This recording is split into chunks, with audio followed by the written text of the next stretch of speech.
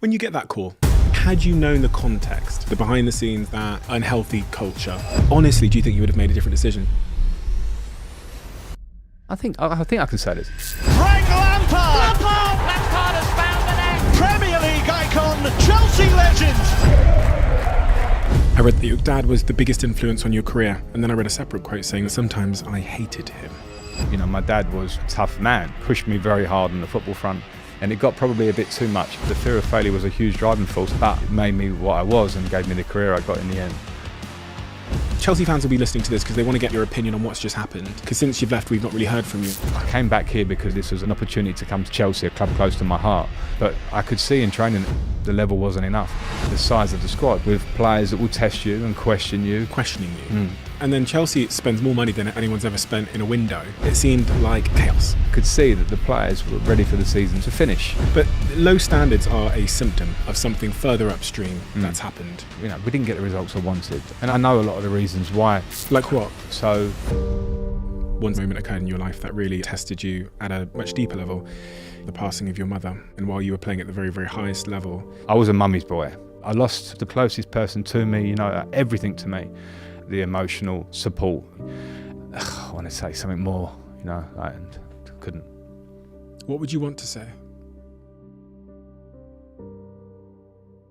Frank is a legend.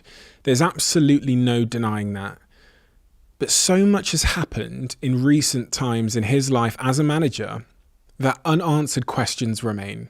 And I wanted to have a conversation with Frank, an honest, open conversation, to see if we could get to the bottom of some of those unanswered questions. What was happening behind the scenes?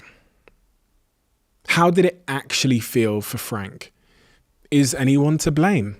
What does Frank want to do next? And how and what caused Frank to be the man that he is? And that's maybe the most fascinating question of all. Because there's some things that Frank has just never talked about before. But he's made the decision to talk about them today. And if you have unanswered questions, I don't think you will at the end of this episode.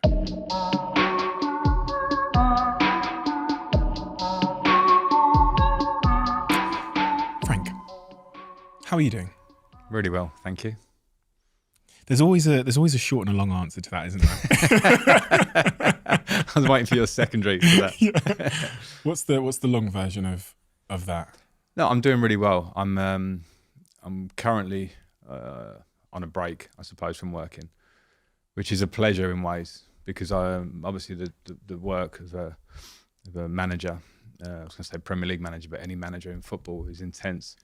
So at the moment I'm on a break. It's sort of holiday time for me a little bit, family time, and probably when I'm out of work, I learned this when I left Chelsea actually. I had a year out after that, and I really learned to try to improve my appreciation of when you're out of work. You're fortunate enough to be able to be out of work, whatever that circumstance is, but try and enjoy your family and be very, very present. So at the minute, I'm pretty present at home, which is a good thing, hopefully, for my children and wife, and I'm in a pretty good place. I remember my brain would often drift off when I had my time out of work. And I would think about things professionally. So I'd think about things that I could be doing, or you'd think back to the past. When you're having those moments where I don't know, your kids are running around and you have a moment where your brain drifts off to work. What are the subjects that your brain starts thinking about professionally? You think a lot in management about people. So if I reflect on situations like leaving Chelsea or leaving Everton and those things, there are a lot of things that are out of your control. You get to a point where you kind of can get probably 70% of them and lock them away and kind of go, I'm all right with that. You know, results you can't control, but 70% you're okay with. And there's 30% that you kind of niggles at you. That's how I am. And a lot of those things when you become manager are maybe sort of like people things. I think there's sort of tactics and all these things are huge in the modern game. And I'm certainly a coach, I'm not a manager. But when it comes to managing, I don't know, 25, 30 players, managing a building because you are the figurehead of a building when you're the head coach or manager. I think sometimes when you're reflecting, you can reflect on things. Did I have that? Was that interaction right? Would I have dealt with that right? Could I have dealt with it differently? And hindsight is like the best thing. You know, it's so simple to sit there with hindsight and think, I should have done that. So I suppose I have moments where I go over things like that, but they're all with a yearning to sort of be a bit better or learn that you might have done something wrong, or actually you come to the conclusion, no, I maybe did it right. So, I dip in and out of that stuff. And that probably is, as I say, I wouldn't say I'm the only one, but I certainly am someone that is, I can never control when those moments come. I can be pushing the swing, with my kid, and then my mind goes back to something or thinks ahead to something. And, that probably means that I'm absolutely invested in what I do. Yeah, I can relate to all of that. I think anybody can. And I also really liked your analogy of once you get to like 50, 70% peace with something, it's kind of resolved as much as you know. Yeah. And then there's other things which feel kind of unresolved, I guess. Or like there's more wisdom to garner from those experiences. Well, I think if you don't get to peace with the 70%, I think you can get yourself in a bit of a mess. I think you can go over everything and correct yourself, and then what is the answer going forward? So I think kind of understanding what you are, and then going, no, that was fine, whatever the result, for a win or for a loss. I've had games as a coach and as a player where we've won a game and I know I got something wrong in the game, but you take the plaudits afterwards, but inside I know I got it wrong. I've had games that we've lost and you get criticism from the outside, and I know my prep was right, in my head. So I think those sort of things you can kind of stack up and go, no, well, that's fine. But then there's always the 30%, and we'll always strive for, and it might be less. I don't know, 30% sounds a big number when I say it. Sometimes maybe it's 10% to try and make you as good as you can be. So I kind of go over that stuff, because when you're out of work, when you're not working and you don't know, in football, you don't know what your next gig is, it's very hard to jump too far into the future because everything looks different there. So how can you stack yourself up as good as you can now?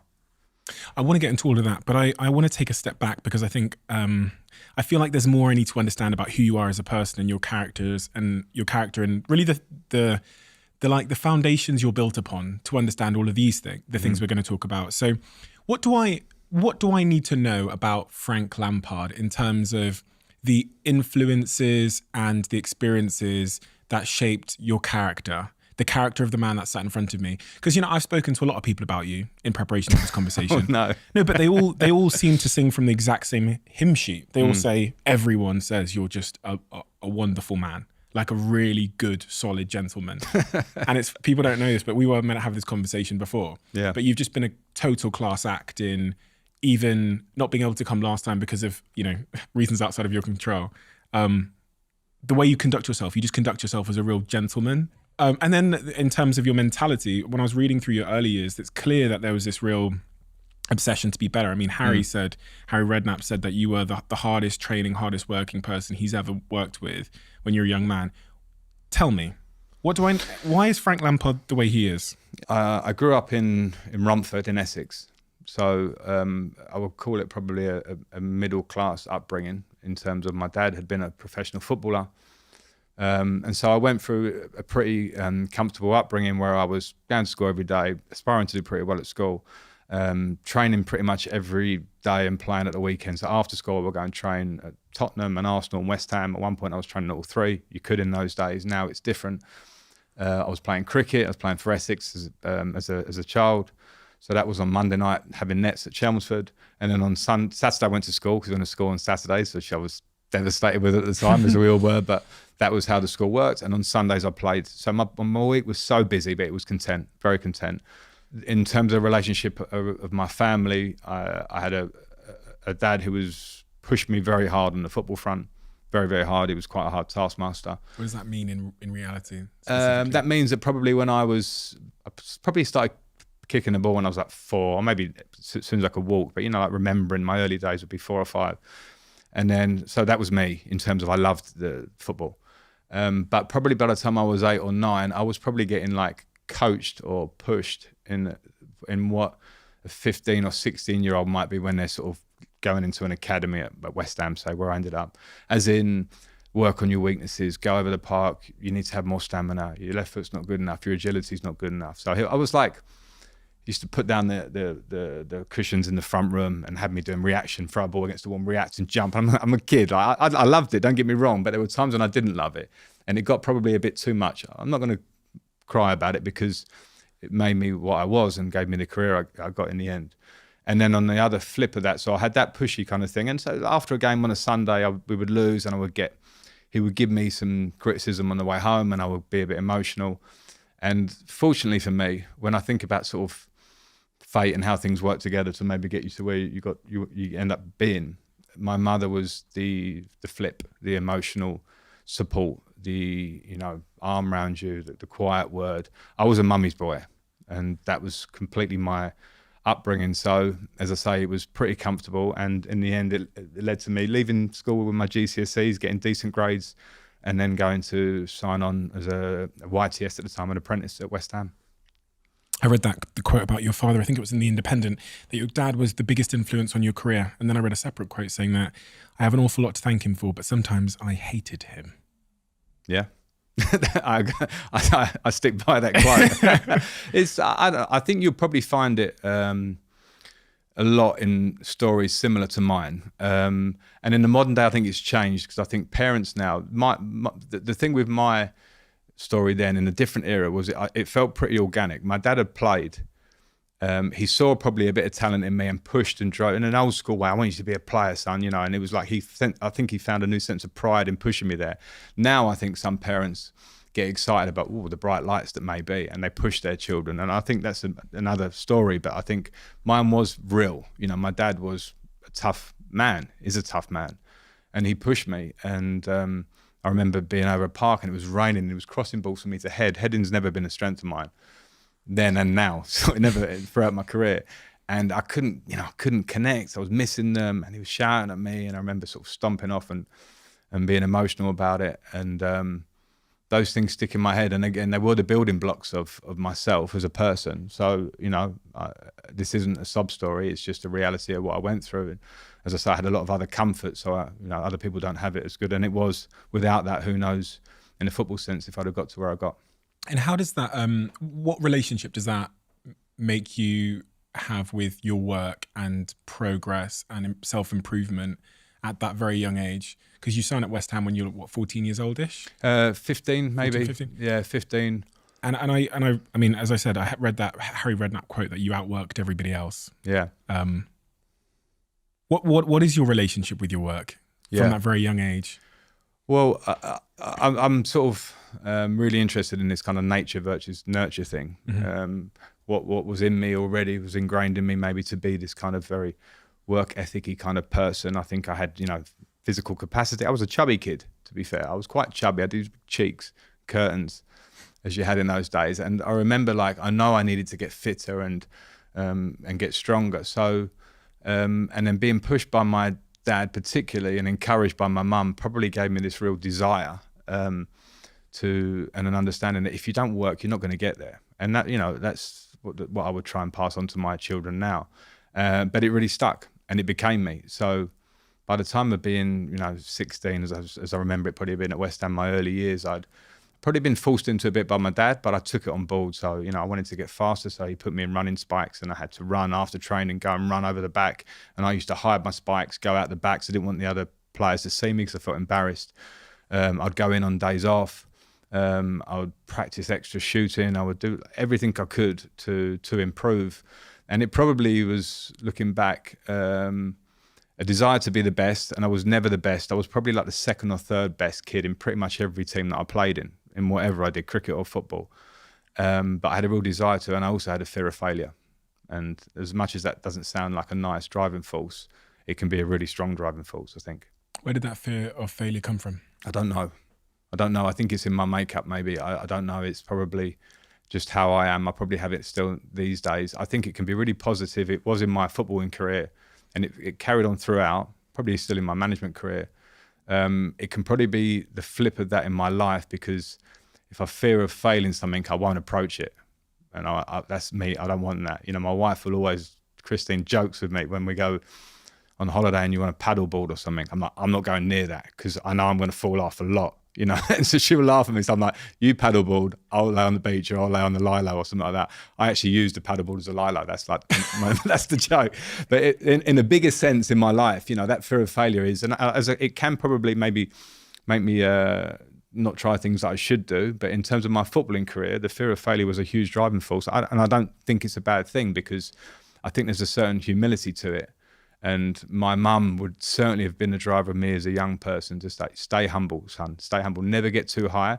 Stay there, and you'll be fine in your own head. So I think I had a real understanding of my weaknesses, and I thought, well, if I can work on these constantly, and then I started to see results, really step by step. Sometimes you go back, you go forward a few.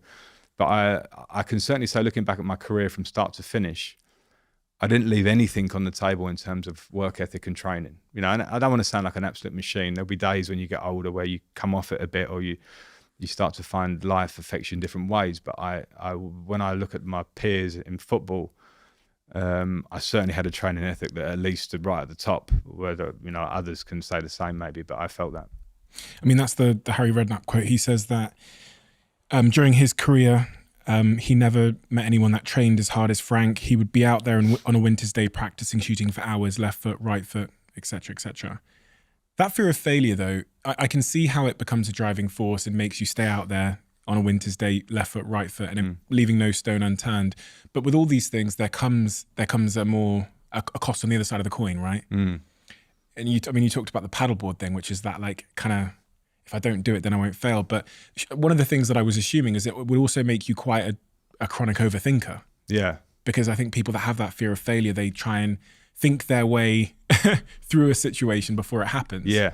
Typically. What is the cost of having that fear of failure? Well, the overthinking thing is maybe a cost, and I think that can be a positive too, but I think it can be quite taxing on yourself, you know, for anyone who thinks like that. And, you know, sometimes I've tried to make myself, you know, not an overthinker. However you do that, I don't know, because I've not found a solution to that one, because I think it's when you are that, it's in you. So probably the negative or downsides have been probably a bit taxing on myself, but I think you learn to live with that too, and I think you understand it. I think it's something that I'll never master, and it can probably cause you into overcomplicating situations, like you're saying about, I don't want to get into that, but if you do get into something and you really overthink it and you have to get into something, I now try and step back and simplify it and say, stop overthinking it, simplify it, because for me, anything in life, if you can simplify the basics, you probably get quicker to the solution. So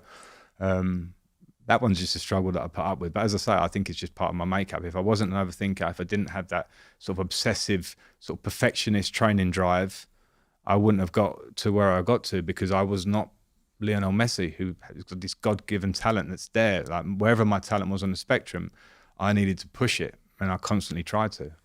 How do you enjoy the process if you're overthinking? I've really grown to like the stress of what it brings. And that's you might start thinking I'm a strange person, I don't know, but I loved stressful training, you know, to put it on the physical side, for instance.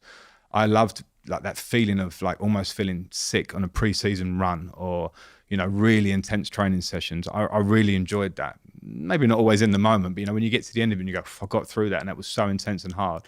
And maybe in life, sometimes I set myself challenges, and maybe I make it more complicated than I should, but I don't mind that stuff. And that's probably when I started off talking about like relax when you're with your children. I think I'm still juggling that one. And I think probably a lot of people are. I don't know. I think, you know, being overthinker is not something unique to me. It's completely everywhere. But I don't know what else to say, and that's what I am. That enjoying the pain, like the pre-season run, if you feel sick, then you feel good about yourself. Yeah. Why? I don't know. I mean, I went to the gym this morning, and I really didn't want to go, and I'd walked the dog, and my time limit's getting shorter. I thought, I'm going to go in. I don't want to go, but I'm going to go in because I know the buzz that I'll get off afterwards, and that's kind of my drug, and it always has been. And, you know, it probably starts from all those early days of, you know, you must work hard, you must push yourself, you must be as fit as you can be, and it probably just stuck, and it's probably a bit of a lifer for me. But I do, thankfully, I enjoy the stress of hard work and physical hard work less now I've finished. You know, now it's more to not get too unhealthy and unfit. Whereas when I was training and playing, even when I finished playing for a couple of years, if I went for a 5K, I need to beat my 5K PB. I have to try and beat it. Now, when I do a 5K, I'm just going to complete it, do you know, and I'm completing it in like 20 or 30 seconds less. So I've dropped that one slightly, and maybe I transfer it into other parts of my life, I guess. Quick one before we get back to this episode. Just give me 30 seconds of your time. 2 things I wanted to say. The first thing is a huge thank you for listening and tuning into the show week after week. It means the world to all of us, and this really is a dream that we absolutely never had and couldn't have imagined getting to this place. But secondly, it's a dream where we feel like we're only just getting started. And if you enjoy what we do here, please join the 24% of people who watch this channel regularly and have hit that subscribe button. It means more than I can say. And if you hit that subscribe button, here's a promise I'm going to make to you. I'm going to do everything in my power to make this show as good as I can now and into the future. We're going to deliver the guests that you want me to speak to, and we're going to continue to keep doing all of the things you love about this show. Thank you. Thank you so much. Back to the episode. When you finished your footballing career, you know, there's many options you had. Punditry. I mean, I'm just talking about the typical paths that footballers, sometimes they just go into business. Yeah. A few of them go into coaching and stay in football, but you made the decision to stay in football. Why? And was there anything else that was tempting you? Well, I did punditry for a year. So I spent a year working mainly on BT and doing some different things. BBC, I did a few bits and I really enjoyed it. It was great. I was working a lot with Rio Ferdinand, Stephen Gerrard, Jake Humphries, who had on recently, and just really good people. And it was like a step in the game and a step. I've retired so I can do other stuff. That, you know, the life of a pundit is, you know, much easier than a manager. We all know that. So I kind of put my eggs in both baskets at that point. I did that and I did my coaching badges. And I wanted to kind of see how I felt a little bit. And I didn't want to be a manager in my 20s. When I got to my 30s, I was like, that's interesting. People, managers, what are they dealing with? I just thought about myself in my 20s more. And then when I finished, I did my coaching badges. I started to quite like it. And then I got an offer out of the blue to go and manage Derby County. The owner, Mel Morris, kind of went out on a bit of a limb. He was speaking to Harry Redknapp, who's my uncle. Harry said, speak to Frank. We sat for 2 hours in Chelsea in a hotel and he offered me the job. And it was like, Christian has a saying and it's like, jump and the net will appear. And we sat in my front room and I was like, you know, I'm doing my coaching badges, but this is a proper job. I go to Derby, they've got some problems and it's going to be a difficult job or whatever, as all jobs are. And I jumped. Why? That inner probably drive that I have, that inner desire, it wasn't something that I am an overthinker. So that probably made that process of those couple of days where I had to make a decision really intense. But at the same time, I like a challenge. I love a challenge. And as much as I enjoy punditry, it was, you know, it's challenging. You want to do it well. You want to do it like, you know, the top boys do it. You have to put everything into it and do it really well. But I wanted more. I wanted to get on the grass. I wanted to work with players. I wanted to try and improve players. I wanted to see if I could do it. It's probably more, if I'm honest, probably can I do it? And can I, you know, do something? And I was probably naive at the time because the minute I walked into Derby, I was like, wow, this is different. You know, I've got to hold them. I am now holding the meeting rather than one of the 25 players sitting listening. And as much as you can think, oh, yeah, I'll do that. The minute you walk in and you see those 25 faces and then you walk to say hello to Jeanette, who's your secretary, and this one, and the player liaison. I'm like, oh shit, have I got to manage all this as well? And you do. You have to sort of, you know, the building is yours to kind of set the tone. So that first year, some of it was good. You know what? I think sometimes in management, a great manager said to me this. He said, and he was old, and he said to me, I think I was a better manager when I was young in many, many ways. He said, because as I got older, I started to really sort of overthink things and become a little bit more cynical. And, you know, you kind of go over these things. When I was young, I just make decisions and I was kind of free to do it. Now, I think there's a balance to that. Experience is obviously can clearly help as you go along. You learn from mistakes. But I understood his point when he said that, because I walked into Derby fresh and I made a lot of mistakes, because you always will.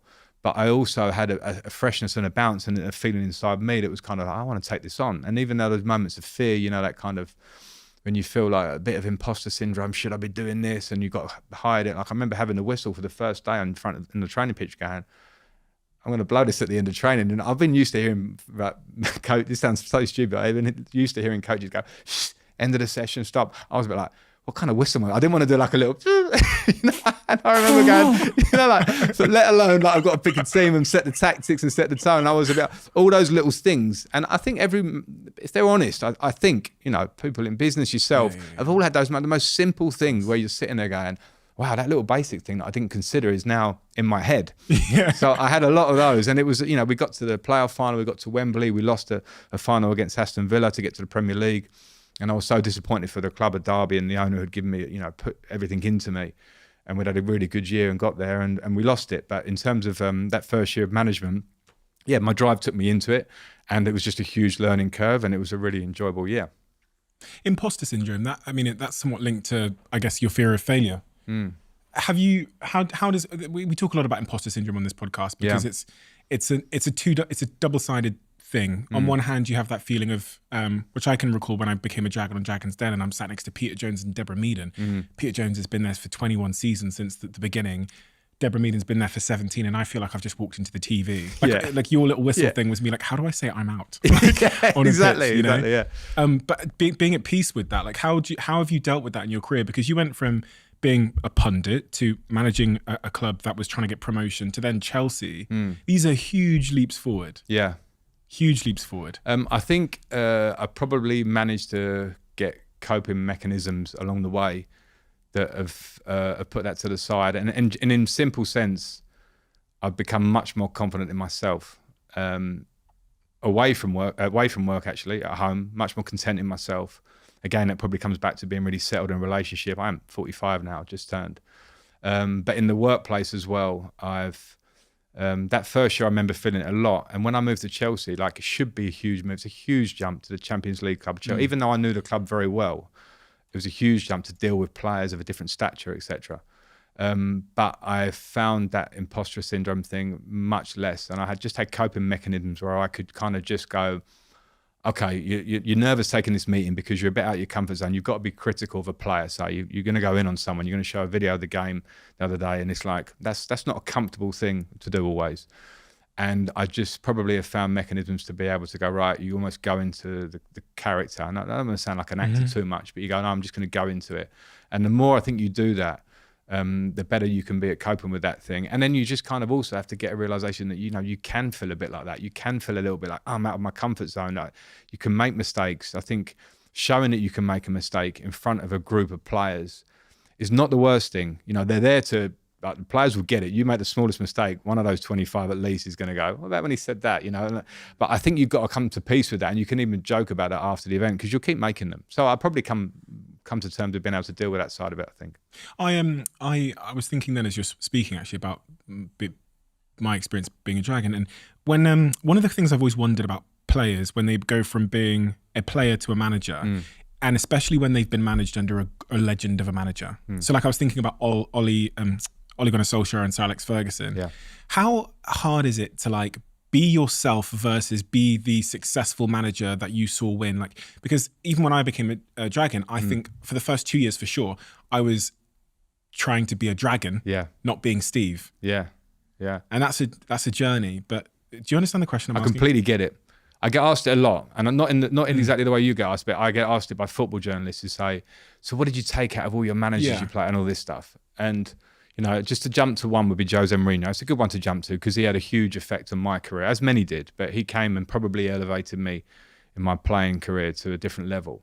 And what I learned from Jose, and as I then went on to managers after that, was that the thing that impressed me about Jose, there was a real authentic nature to him. Like when he was self-confident, overconfident, kind of brash Jose, that's him. You know, that was him. And, you know, maybe he's playing up a bit now and again, but I saw him behind the scenes. And then when I've worked with other managers that maybe were probably striving to be something like that, and I think after Jose, there were a generation of managers that were a bit like, okay, I'm going to wear the scarf and I'm going to tie it and wear, you know, or act a bit kind of, you know, say those things he used to say, or does say. And I didn't buy it as such. And even from outside, when you're watching managers, you know, you have that impression. So I think probably you go, okay, can I take things from all these managers? For my journalist question, yeah, I did from some and not from others, blah, blah, blah. But when you come to it, you have to be yourself because you'll get found out.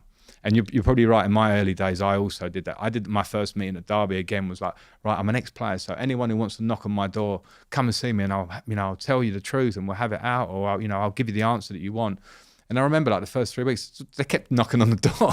I was like, I had to do another meeting. So lads, if you're gonna knock on my door, come to me with like facts of why you should play. You know, how's your training? You know, come with something. I don't want you just like, I didn't play on Saturday, like Monday morning, there's like 5 on the door like, knocking. And you know, open policy in a door is good. But at the same time, it was like, those were like learning curves for me. Like I probably said that phrase because I thought I needed to say it. Right, yeah. You know what I mean? Because as a player, it's a really cool thing to play. I want the manager to be able to speak to me all the time. And when I said it, I was like saying what I thought I should say. And then, you know, you learn a little lesson. You know, my door hopefully is still open now. But at the same time, I was probably playing the part of a manager. And then you kind of go, no, what's real to me here? You know, like, well, do I have to say that? Is there another way of saying it or whatever? And that kind of brings me to a question, which is, wouldn't it therefore have been great for you to go and learn those lessons when the stakes weren't so high? Because even the stakes are super high at Derby, because you're figuring out Frank the manager there. Yeah. And sometimes you don't want to be at the poker table playing with real money. Yeah. until you've learned. But that's my life. You know, I know what you're saying, and I think I think I can say this. I think as an English ex-player, Steven Gerrard, others that have played at a high level, you know, played 100 times for our country, etc. I think the culture in this country is to sort of say, right, now you're a manager, go and earn your stripes there, because being a player of that level doesn't mean you're going to be a manager.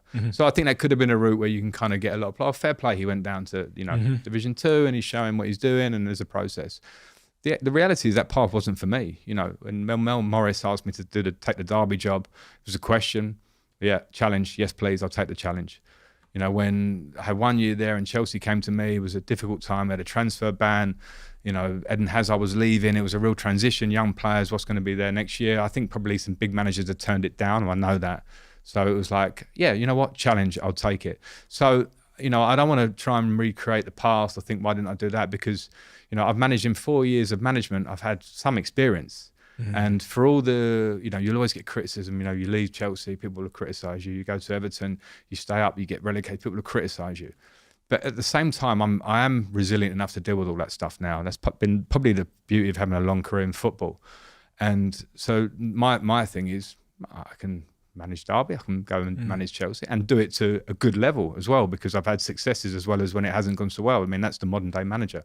So I think I probably crammed in a lot of work in 4 years, and working at a high end level with players that will test you and question you, because Champions League players question you. So it's just my path. I mean, that's it. So Champions League players questioning you. You don't ever assume that happens. I mean, I don't know a ton about what goes on in the room, but yeah, no, I think when I say that, I think in the modern day player particularly, I think in previous eras it probably would have been more vocal, and you know, but now the modern day player have a good understanding of the game. A lot of them have been coached in academies very, very well to a high level. When they get to the top, they also, when you know, are setting out tactics, they will have questions for you, and you have to buy into that, because you know the reality is what you want is them to understand what you want, or sometimes they say something, you go, okay, we might change that, you know, or whatever it might be. And I think when you get to the top level in football, you have to understand that that's there. Now, they have to understand you're the boss, and you have to make that very clear. But at the same time, there will be lots of players that will challenge you. What do you mean by that, boss? Come to you. What about if that happens? You know, and you get a lot more of that. And I remember reading Pep Guardiola once said that even if you don't know the answer, pretend that you know the answer. I was going to say that. Yeah. And you know, so there is a version of that, because you know when you're getting things thrown at you, sometimes it's like, you know, football is an active game. And I think sometimes in the modern day, we look at, you know, on Monday Night Football, you see after the event, you know, they should have done this, or people are imagining what. You know, Pep Guardiola or Jurgen Klopp or fantastic coaches are doing, and it must be this amazing, complicated thing. For sure, they're amazing coaches, but it's an active game. So if you can give a good message, then the rest is down to the players at the same time. So you just have to prep them as well as you can, but they will challenge you. That got me thinking about when I sat with Jamie Carragher, and he was telling me about all the managers he had had above him when he was playing at Liverpool, and then hearing from all the United players, Nani and Ever and Gary and Rio, about what Sir Alex was like, and then reading through all of the managers that you've worked under. I mean, there's so many of them, from Jose to Ancelotti. So many of them. I mean, there was one period where the managers were being sacked every 6 months. It feels like at Chelsea. Yeah. And the thing I garnered from all of them is that there is actually not a successful blueprint to being a successful manager. There's not like a blueprint. There's not a way to be a successful manager. No. Some of them are tacticians, some of them are man managers. Yeah. Is that accurate? It's very accurate. I agree with that. And Chelsea is a bit of a unique example, because in my time there, they changed manager a lot, as you say. And I don't think that's the most productive way to run a business in an ideal way in terms of football, because in an ideal way, you kind of go, we trust in this manager, let's work with it. Here's the idea, we're going to go with it. And of course, it's the prerogative of the owners to change that. What we did have at the time was a fantastic unit within the dressing room of high talent, high personality that led the dressing room. So we had a great team and a great squad. And when I say that, we had a spine of players of John Terry, myself, Peter Cech, Didier Drogba, Ashley Cole. I could go on. And there were personalities that sometimes would clash. but we knew our place. We knew we could rely on him. I knew that I would run for him and he'd run for me. And we also had high talent of a player that Didier Drogba would score in every final pretty much. So I think we kind of like bridged that gap of changing managers. And so I think when you come back to the question of, great managers, I think sometimes it's a case of compromising with what you're working with. You have to get the people skills right. And that's the first thing I learned as a manager. The difference from playing is that you have to deal with people. You've got to try and inspire every player within that group and inspire the collective. So every player will have a different motivation. It might be money for one. It might be, I want to be the best striker in the world. It might be, I want to be in front of him because I don't like him. Whatever that is, you try and tap into. And I think the greatest of managers, my opinion, and I played under, as you say, a lot, and I'm trying to be one, is that they give you something that you believe in, that you can strive for, and you all buy into. And sometimes it's a messy process. You watch Man City lift that treble just now, and you lifted the Champions League. There will be so many things that we don't know behind the scenes. This player's unhappy. Pep had to do this. All these things that come together and give you that amazing moment. And I had that as Chelsea as a player. And so for you to say, go on, tell me what a great manager is, and me to go, here's an answer for you in 1 minute, it's like impossible to say. Man management, that's what all the United players said about Sir Alex. It's the only thing that they all completely agree on. They would say he was the best man manager and an inconsistent leader, which is an interesting concept. And what I mean by inconsistent leader is he would treat Gary in a different way to Nani, to Evra. And they all told me these stories, and Rio as well told me about when Sir Alex brought that bottle of whiskey to his ill grandfather's bedside. And Rio doesn't know how he knew the favourite brand of whiskey and how he knew his granddad was ill. Gary told me he used to tap him on the shoulder and say, think about your grandfather's shrapnel, which is still in his shoulder when you go out there today. That kind of bespoke, tailored approach to leadership, which seems to be Sir Alex Ferguson's highest accolade. Sure. And I think that runs into the modern day, that we get very caught up in tactics, and rightly so. The game's moved on from those days tactically, but those people, and you'll know yourself, inspiring people, and as you say, to be bespoke and kind of individualize it and look within the group and have moments. Because, if you ask me about my career, you go like, Frank, what do you remember out of those 20 years? Like, do you remember the meeting where Jose, played you a bit higher up? I wouldn't. You said, do you remember the time that Jose said those words to you that inspired you? And it could be like one sentence. I go, yeah, I remember that. Do you know what I mean? Like things that stick with me that I remember that made me go, I'm gonna run for this man. He's gonna make me better. And I had that. And I think so. What you just said there about Sir Alex Ferguson, I think the great managers have. You look at, and they have it in different styles. Pep Guardiola, Jurgen Klopp, everyone will have a different style of that, and that's a huge part to their success, I think. What do you like as a manager? If you had to do like a self-assessment, I think you got to ask somebody else that. I don't know. I try and be close to the players, as I say, my open door thing. But at the same time, I think I try and find a balance. I think the important thing for me was when I became a manager was to not expect any player to see it how I saw it, or train how I trained, or whatever, for good or for bad. And you have to, that's, I think, a bit of a skill which, Sir Alex probably had perfectly. So I try and be as close to the players. I try and learn all the time. I'm a coach. I want to coach on the pitch. I think my biggest pleasure is coaching and improving players, and particularly young players. And I've had the fortune to work with some really good young players. At Derby, I had Mason Mount, Harry Wilson, Fikayo Tomori, and then at Chelsea, obviously Tammy Abraham, extra ones, and Everton, Anthony Gordon, etc. So I think they are the real sponges that are a real pleasure to work with. And I love that part of it, being able to speak to them. And you do find, and it's a reality, and I remember being an older player, you're a bit more cynical. When you're a younger player, you're like, they're like a blank canvas. And you can, push them and try and push them and that. So I'm probably quite intense with the younger players. I try and be, as I say, inclusive in that, and I'm always trying to learn. And trying to be me. It's a hard answer, that one. I think you'd have to ask, maybe a member of staff or a player. I'd pick the right player, because you probably get different answers. Because when you work with, I worked at Chelsea recently with 30 players. You pick 11 for a game and like 8 subs, and the subs, 8 outfield subs. The subs don't really like you because they're not starting, let alone the other 10. So it's a really hard balance for the modern squad to get there. But you have to try and make it inclusive, because if you're going to get anywhere, you've got to go all together. And that was one of the problems probably in Chelsea this season. 30 players it's not possible to manage that. On the other, this is even a more difficult question. What are you trying to work on then? What are the areas of, as a leader, as a manager, you're trying to work on? Because I can think for myself, I can think of a number of areas where I go, do you know what? That is still somewhere where I have a recurring, when I reflect in hindsight, I go, fuck, I need to get better here. What is that for you? Quite a few things, I would say, because the overthinker thing comes in again, and I'm a bit of a perfectionist, so I always want to try and improve my tactical and the personal touch and those things. But I think when I came away from Chelsea, I realised that I needed to delegate time better. That was something I was certainly not great at. You have your staff for a reason.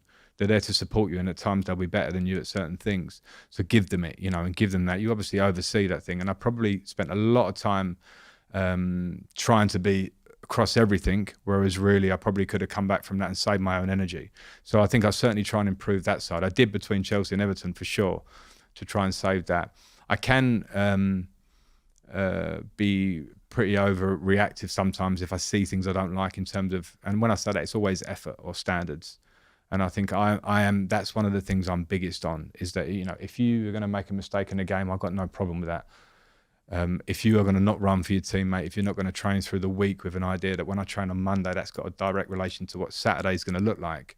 If that feeling isn't there, then I probably can either get upset with a player or maybe kind of distance the player. And I think when you're working with a group, you have to be careful of that one, because not every player has your mentality. So you have to either try and bring them up to the party, or if not, then they're going to have to not be there if you're going to have success, as far as I see it. And that sounds really harsh, but it's one of those things where you go, if you can work in a team and you're going to take it to exactly where you want it to be, out of that squad of 25, if you've got that kind of, I remember managers would say this, you have, like there's your 6 or 7, you're going to get every day. They're going to train, they're going to come in, they're going to be so active every day. You're going to have the middle group who are somewhere in the middle, and you're going to have the ones that maybe, I'm just coming to training, or, I'm a bit sore today, and that sounds simplistic to say it. But you have to try and work, if you want to work in a forward direction, and go, okay, those 6 are with me, right? You try and garner them. Those are the ones that can kind of pass the message. Those ones in the middle, okay, can we keep pushing and working between me and the staff to try and improve them? And then the ones that are there, come on, can we help them? Can they come with us? If not, you have to speak to the club, and that's where a club has to be aligned to go, okay, well, you want to go in that direction and we're with you, okay, we'll work that out. And that becomes a recruitment or players leaving the club. I mean, that's a reality of how it has to be. And that's the reality of business as well. I've just finished writing this book, and it talks about these 3 lines, and basically says if everybody think about a person in your team, and if everybody in the team represented their cultural values, right, which is what you're talking about with your 6 disciples there. If everybody represented the cultural values, would the overall bar be raised or lowered? And you'll have some people who would imagine if everyone was like them, like a Frank Lampard or a John Terry, how high that the cultural values would be raised. And then you have other people where if everyone was like them, you'd be relegated. Yeah. And what to do with those 3 cohorts of bar raisers, maintainers, and bar lowerers. And that's kind of what I... Right. That's a good way of putting it. I mean, I think the bar raisers can take some time to raise the bar, but the bar lowerers can get you very quickly. Yeah. That's kind of my experience, because that toxicity Contagious. or whatever it is, like this, why are we doing this training? Why do we have to do it? Or whatever, that kind of negativity which can slip in, can be really contagious. And then in a winning sport, and as much as we're talking here about great managers, winning is everything, and that's obviously relative to if you're a Man City or an Everton. Like Everton will win kind of 35-40% of games at best at the moment, and that. So that there are going to be 65 or so % of weeks where it's not that great. The bar lowerers can go and they lower it quickly. Whereas if you can get the raisers to take control, then I think generally you can kind of get there. So it's a really important thing. That's probably one of the interesting things that, as I say, the transition from player to manager, trying to get that. Because whether you were one of the bar raisers or you're in the middle group or the lower group, when you become a manager, it doesn't matter what you were. You've got to kind of get that, get the script of what it is and kind of just push.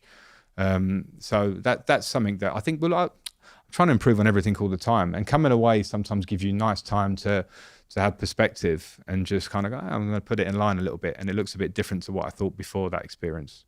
Yeah, I guess this is why some of the greatest managers of all time, they hold on to their Gary Nevilles and their disciples. Yeah. And I've spoken to Gary about this. Gary said to me, in fact, when we were filming Dragon's Den recently, he said, for those last 2 years, Sir Alex kept me there because of my impact on the dressing room. Yeah. Not my impact on the pitch, but on the dressing room.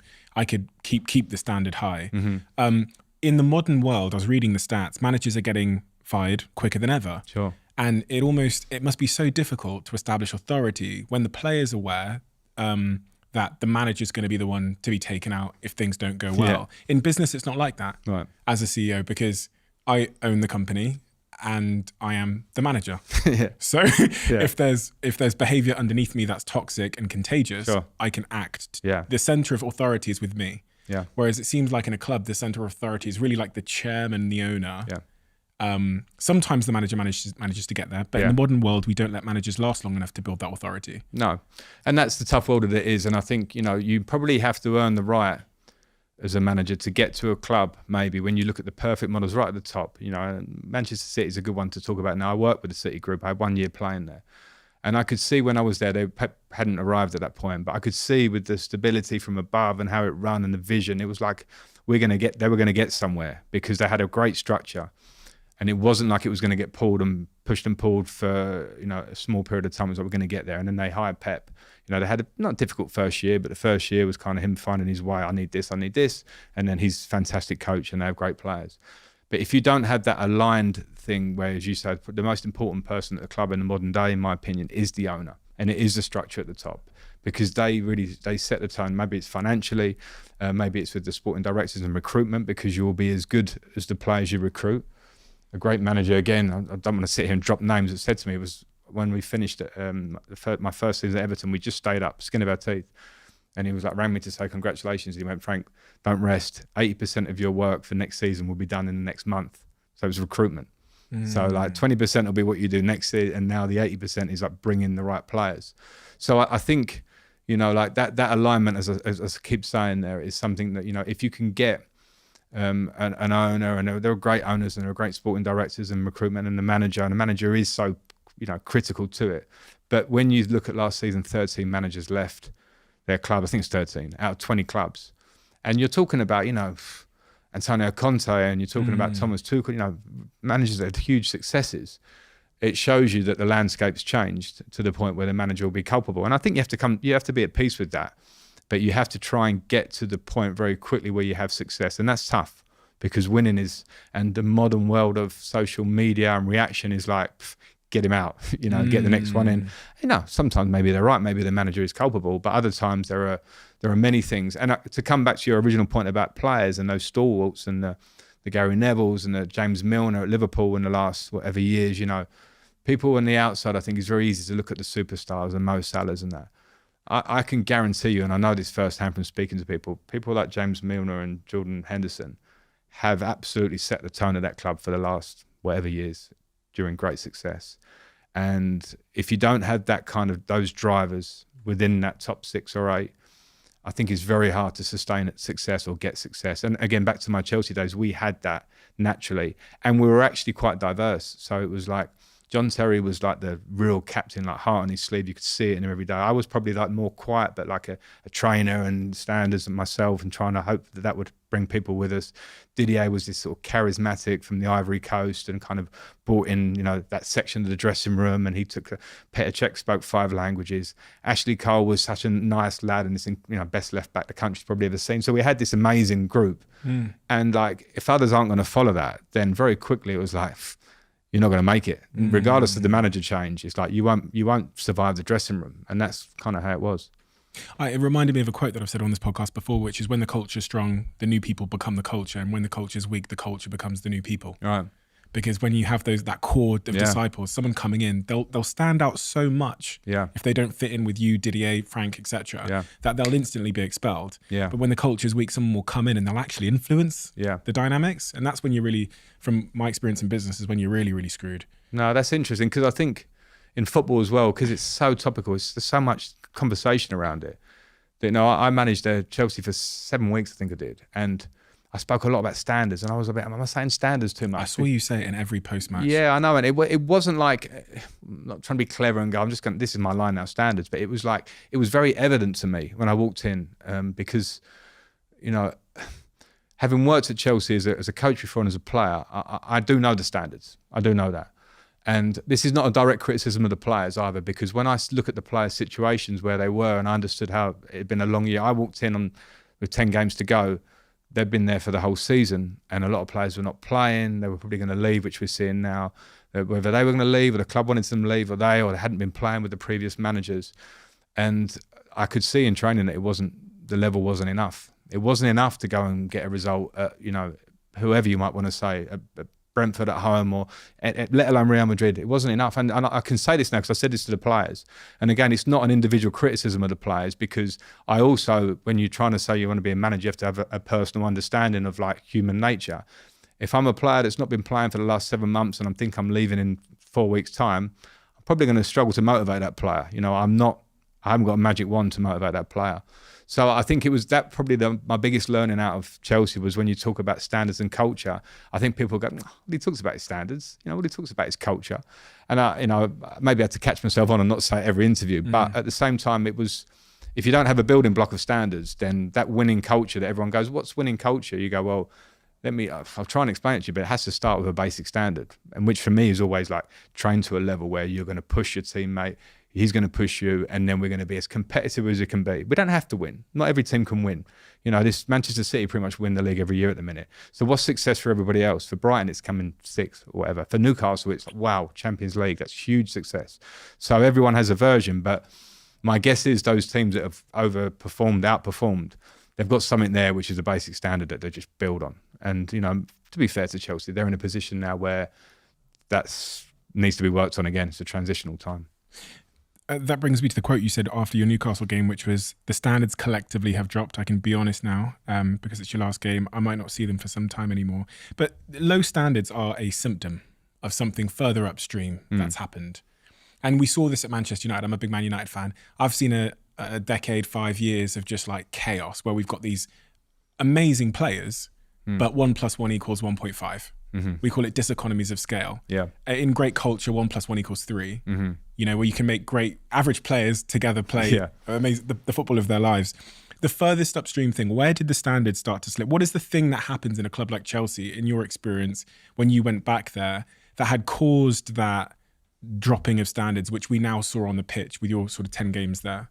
Well, I think when I was tongue-in-cheek, by the way, when I said I'm not going to see them again, because it was a bit like, as I say, I wouldn't say I hadn't said it to them, and I've said it a few times.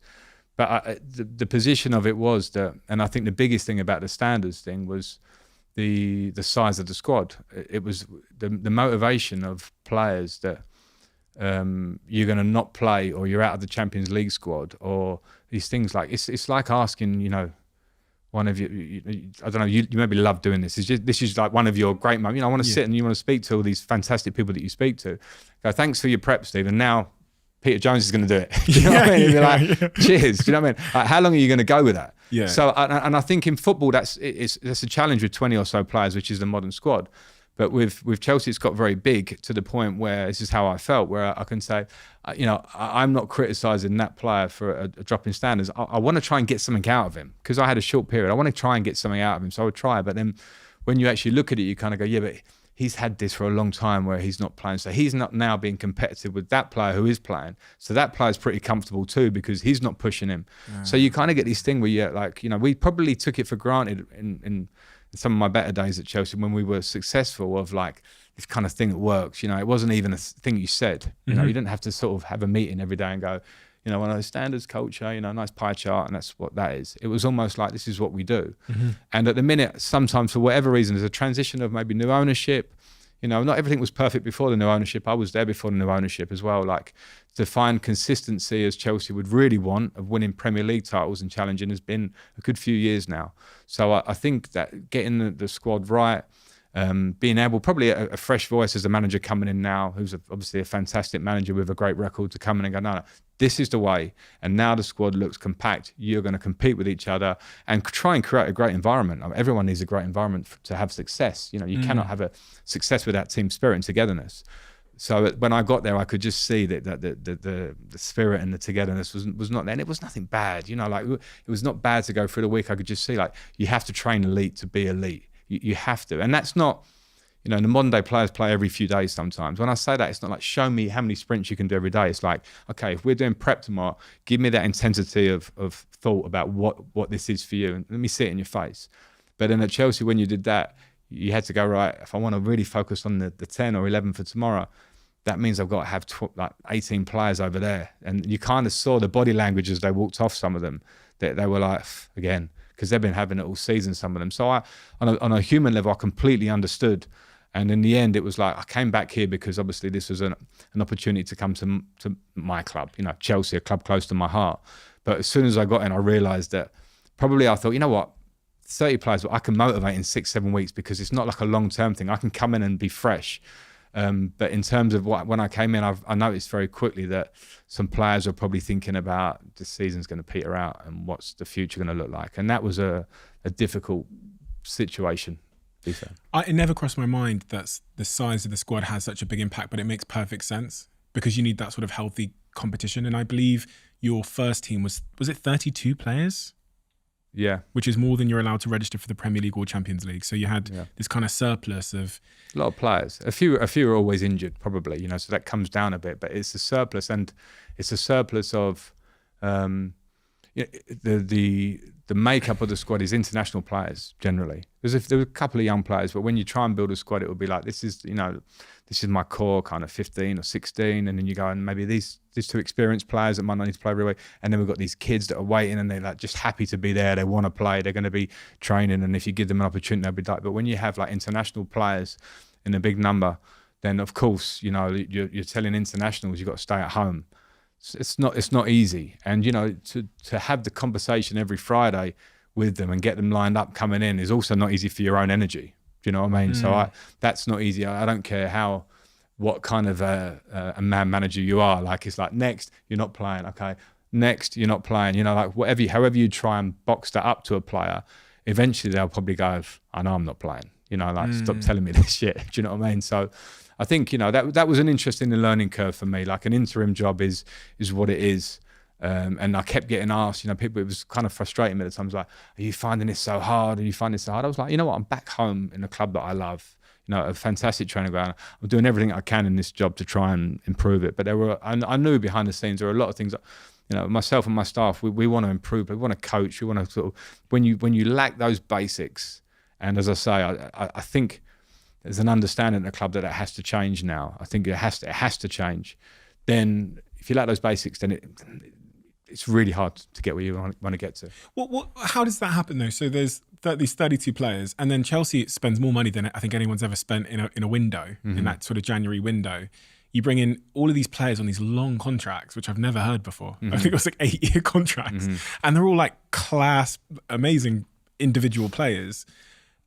Is that because the new owner doesn't understand those dynamics of football? Because that's what it seemed like for me. I thought either this is a genius or an idiot. Yeah.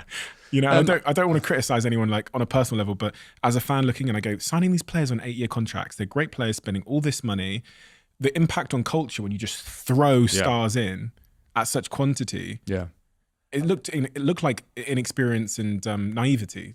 I think that's understood now in terms of what it's meant with those 30 players. And I think you've seen that now in that already. I think 6, 7, 8 players have left. So I think, but the intentions are certainly good. I know that because the owners gave me an opportunity to go in there and I had a good relationship with them. Their intentions to do a good job at Chelsea are amazing. They want to take the club and be the best. They have great intentions. So now I think those younger players, now with a new voice, a new manager, the squad coming tighter, I think they'll have a greater chance to show what they've got anyway. And they're talented players. And, I remember being in Chelsea when Eden Hazard arrived. And pre-season, it was like, is this kid, he was a bit lazy looking, and he was a bit kind of strolling around. Is this kid definitely? And then that first season, it was like, oh no, he's really good. And then on the second and third season, like, no, this kid's one of the best players the Premier League's seen or whatever. Thierry Henry, Didier Drogba, like you can go through all these players who are like absolute legends. Now, if you're asking, those 5, 6, 7 players to come in and hit the ground running in a difficult moment for the club, it's understandable. So I think as a Chelsea fan, you look at it and kind of go, right, okay, that is positive. There's talent there. Okay, it needs to be worked with. Now I'm sure that you can see the squad's getting trimmed. And as I can say, hand on heart, the intentions of the owners is absolutely, they've spent that money because they want to do well. Now, if they're going to address the situation a bit, that's their strategy going forward. But I do think, you'll see players like Enzo Fernandez, Mudryk, and these players, Madueke, young players, they're going to develop and they're going to be big players for the club. You have to get the structure right and the strategy right going forward. My thing is that adding 6 or 7 of these players all at once, pretty much halfway through the season, in a squad that's already struggling to figure out who it is under Graham Potter. It begs the question, like, who's doing the recruitment here? Because at other clubs, it's a much more it seems like a much more strategic and intentional and football-driven approach to recruitment. Whereas from what I saw at Chelsea, and I have actually spoken to some people at Chelsea who are involved in recruitment, it seemed like chaos. Yeah, I mean, I wasn't there for that period. Right. So that was I got there in April, and so January was the last window, and obviously they spent last summer. But I think the change of ownership, and then obviously some people moved on who were in the hierarchy of the club, and so there was changes. So there was a big change of structure. So I think you have to give some time and some leeway for the process. And there certainly now are sporting directors and recruitment people in there, having worked with them, who are very talented, very hungry, good to go. And I think now it will be up to them to take the club forward. They haven't signed bad players. I think this maybe the strategy of bringing them all in at that time, looks a bit excitable at the minute, as in terms of there's a lot of players for success. But I think probably there's a long game, and I think there's a plan. And I think probably most huge clubs like Chelsea have had a version of what this period is. Manchester United, you mentioned there, Arsenal for quite a long time, Liverpool for periods, So I think we have to give definitely. I think to overjudge now, when I think they have signed some good players, would be to be overcritical. I think at the moment, I think the proof will be now how these players develop once now it feels a bit more settled going forward. I think that's all true. I think what's the optimal way for player recruitment to happen in your opinion?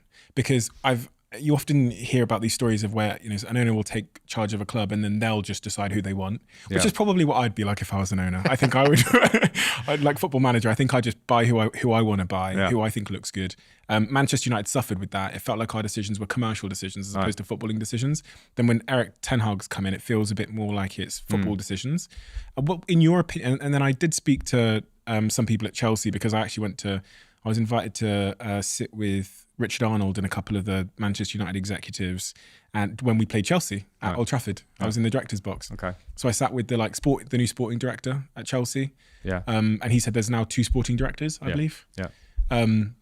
So it was interesting to talk to them. But what is about the optimal way for recruitment to happen in your opinion? Well, I think you have to understand what you want the philosophy and the identity of the club to be.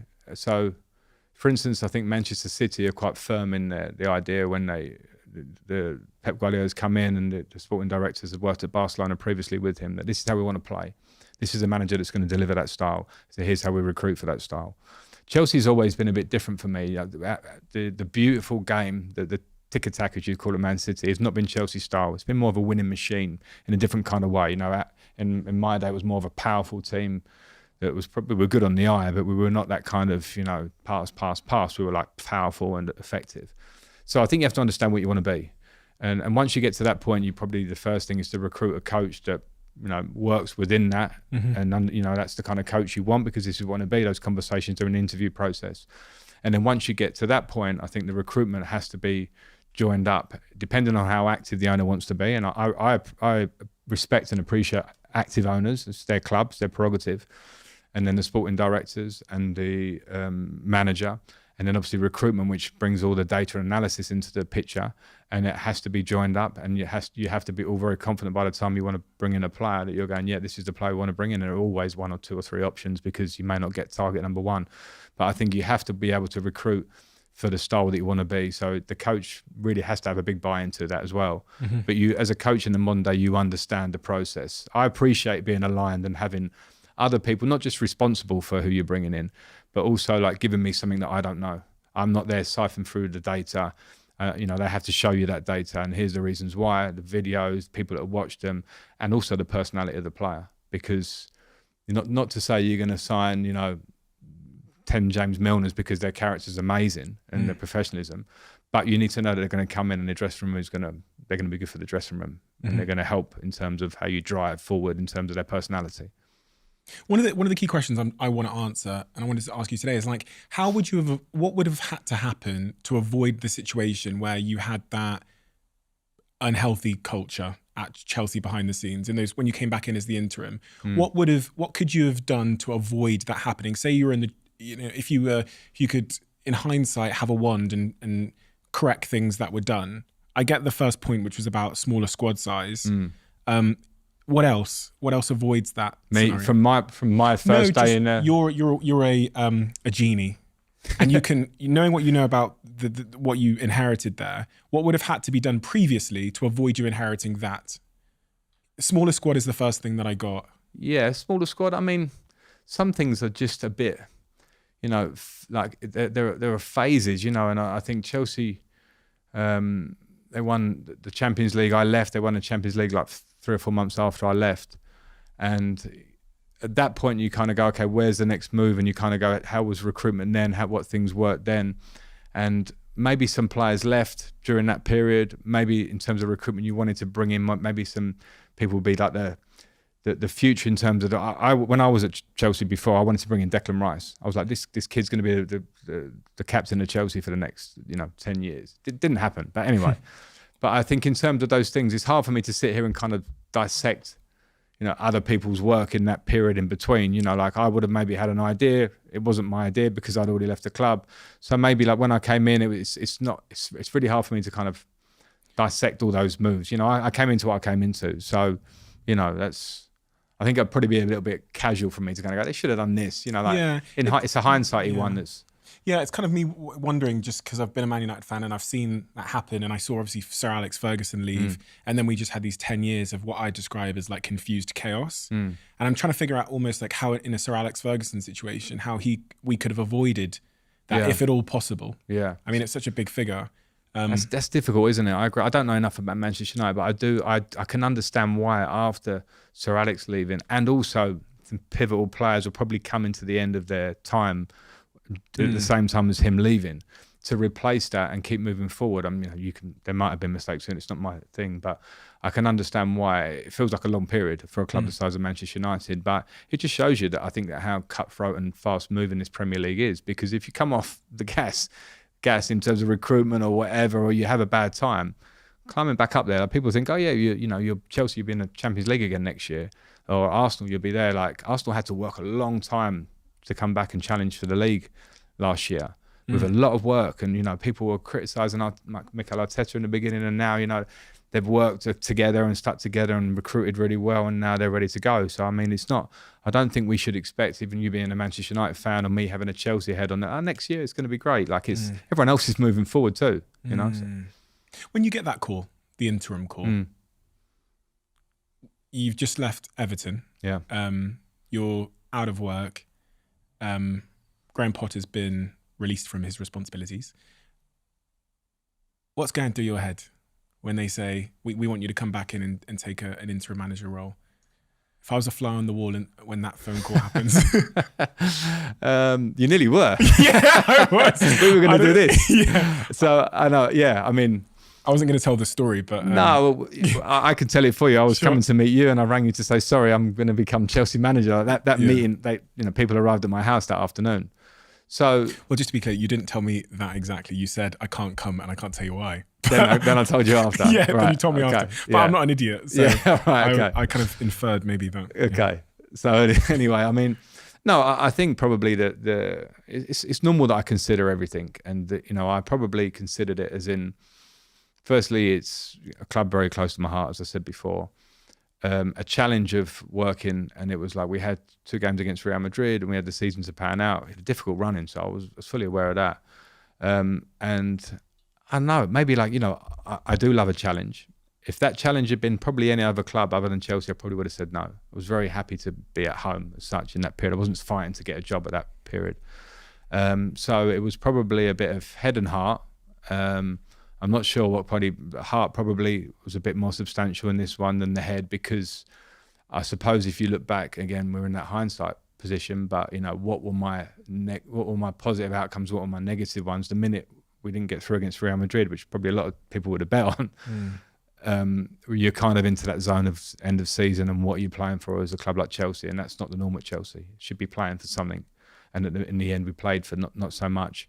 And of course, another reason my motivation come down. So I probably could have been a bit more ahead of the game in that. Whether that would have changed my mind, I don't have a regret about doing it. I went back there. If people from the outside want to, criticise or have a view on it from the outside for 6 or 7 weeks' work, I've got no problem with that. I worked at Chelsea before. I worked at other clubs, and it's another experience. It wasn't my most favourite experience in my footballing career. I won't lie, but it's an experience, and I have learnt out of it. Not so much, but I've mentioned a few of the things. Not your favourite experience. Did you enjoy it? Be honest. I enjoyed the first few weeks. I felt like I was back at Cobham. I know so many people there. I was like into the challenge. In the middle bit, I probably started to understand more that there's a lack of what we've spoken about. And then in the last week, we had Man City away, Manchester United away, and Newcastle at home as our run-in. And I was like, okay, let's get through this week, because I could see that the players were ready for the season to finish. It's again, some of it I got on a human level. Does that not hurt you to some degree? Like, because you love this club so much and you're a winner. And if you see these players have checked out, it's not just they're checking out on you as a manager, but they're checking out on the club that you love. Yeah, as a general, it didn't hurt me, because having worked in football for a period, having been a player a long time, I've seen a lot of these instances, and I'm not holding the players to my standard as such. And a lot of them, I did know the backstory and the side stories. I could get that they were moving on. So, if a player's moving on, they might just not, they might not be ready for those last few games. They might have a bit of an issue or something. And, But there's no way that you can accept that. There's but is it, well, put it this way. I don't want to come here and shout too much, because in a short period, it's hard for me to make too many statements. What I will say is that I think I understood the role of being interim, and I understood that probably there was not much. There's certainly not much to gain from me saying, "Oh, that was so bad," or "That was so bad." Now, because when I look back, I'll probably just try and take my own thing out of it, and I don't want to go there. I didn't work long enough with the players to be there the one going, and I can't believe that happened at the end of the season. Yeah. I walked into a position where some of them are a bit disenchanted or whatever, and I'm not going to tell that player that you shouldn't feel like this. I'll try and drive them amongst the group, but it's not for me to go, because a lot of players a couple of players sat with me and said, "Listen, I'm going to be leaving in the summer. I'm finding it a bit difficult." I'm like, okay, I get that. I'm not going to change that in 4 weeks or whatever. So, no. So what was the objective then in the 4 weeks when you're thinking about, when you realised that what was the sort of behind the scenes context? Do your objective shift slightly and go, okay, success here looks like this for me? Yeah, in reality, and I didn't get that because it would be results, because everyone would judge me on results. So in terms of me, it would be success here to have got better results in that period of time and come through there working at a high level club again. It's extreme pressures, it's the media, it's the players, it's everything is trying to get results in games. And in some games we competed against Real Madrid, we competed against Manchester City, we competed, but that wasn't to be. But that was my version of success. But football is not that simple. So many journalists ask you after if you kind of like regretted taking the job, and your answer has always been like, no, because I've learned a lot. It's your club, it's Chelsea. However, had you known the context, and this is only something we can know in hindsight, we can't know it in foresight. If there was some magic genie that could have shown you the context, the behind the scenes, the dynamics, the 32 players, the culture, honestly, do you think you would have made a different decision? Because I think I would have. Yeah. But we don't have hindsight, obviously. It's a magical thing that... Yeah, but I think probably, and you might think I'm wrong for saying this, but you would probably be taking some emotion out of it from my point, and also just how I am about the challenge of going into that. So if you say, all right, all the context is here, Frank, but you're not going to know what the results are yet, but here's all the context. This player is disenchanted. I kind of knew that. This is how it's working. I would be like, okay, this is what I've got to work with. Can I get results? And whether I was misguided in my own thoughts, I probably would have gone, yeah, I will do that. If I've got to be honest, it's too easy for me to say I wouldn't have done it for that. And nobody gave me that, what you said. If we had that in an ideal world, I understand what you're saying. And again, that's why people might look at it. I generally don't have a problem with, someone. I would possibly have a view from the outside on someone doing what I did. I don't think it's changed the world. I think I played for 13 years at Chelsea. I coached them before in the Champions League for 2 years on the trot. I don't think that whether people want to have a view on me, I don't worry about that. I went back for that challenge at that period, and we didn't get the results I wanted. I know a lot of the reasons why.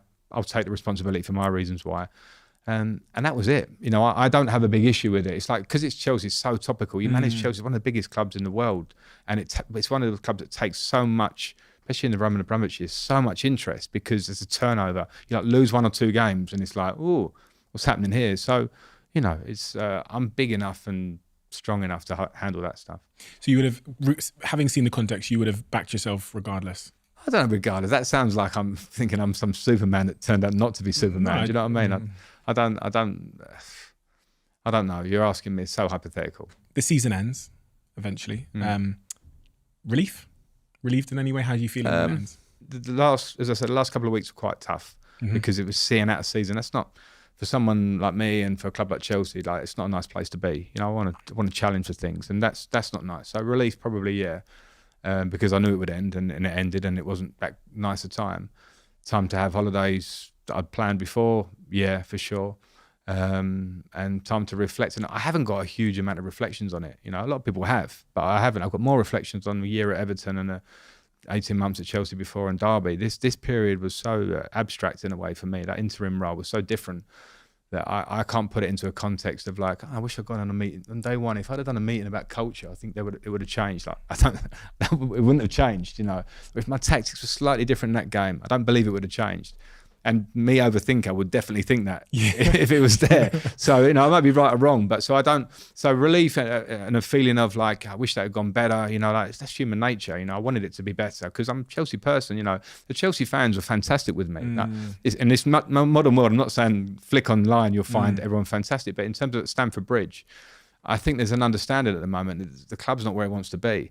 And Chelsea fans are actually pretty good with that. There's some other clubs that would be, like, we lost at home to Brentford 2-0, and like there'll be some clubs that would be fans that would be a bit more vocal. They were actually pretty good. I think, you know, they're waiting to see something better this year. But they've also, Chelsea fans watched the team in the second division in the 80s and seen some struggles over the years, you know, the older fan.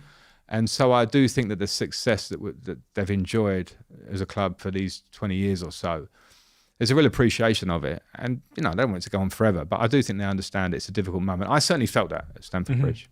No, they were super. They were chanting your name even at Old Trafford when I was there. Yeah. Even though the score line wasn't great. And I actually do think that the Chelsea fans have understood that the new ownership, what you said, to their intentions are good. Yeah. And I think they can respect. They've bought really good players. There's a transitional moment, but I think they will appreciate that.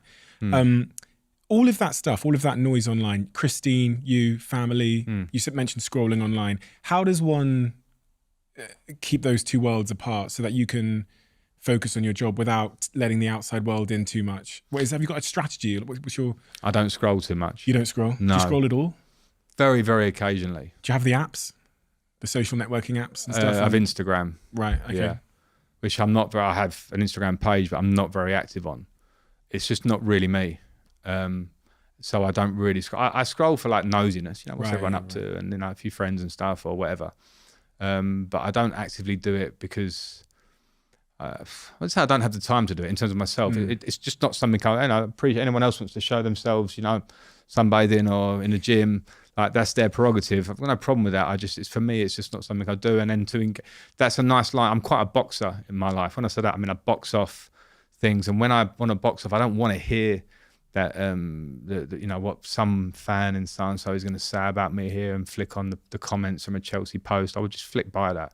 I try and stay aware of media because I think I do press conferences every 4 days. You have to understand what the tone is of what maybe people are writing about you, or, you know, the journalists. How do you do that? Have you got like someone that comes and briefs you in the morning? Yeah. And they tell you what you need to know? Yeah. Okay. Yeah. Yes. And I would tap into it a bit in the week, whether I'm flicking on certain websites through the week. And I wouldn't obviously go in, as I say, into the story, into the comments. I would kind of go into, because you've got to be across things. I would do that. But I think it's very unhealthy to scroll. Like I found that as a player, my playing career missed out the social media. It came in towards the end, and I'm so thankful that it did. We used to just have the newspapers giving us like 3 out of 10 when we played for England and we got knocked out of the World Cup. Right. And that was hard. It was like looking at the paper to see what they gave you. And that was a version of that. And then the social media, so I don't envy the modern player. As a manager, I think it's a bit different. I'm not in a place where I scroll through. I don't envy these younger players, men and women now, that are coming through and are sort of household names, and it's getting so much attention, and so much of it's negative. I think it's incredible that we've got to that stage, that there's that amount of hate but it's so easy to be hateful.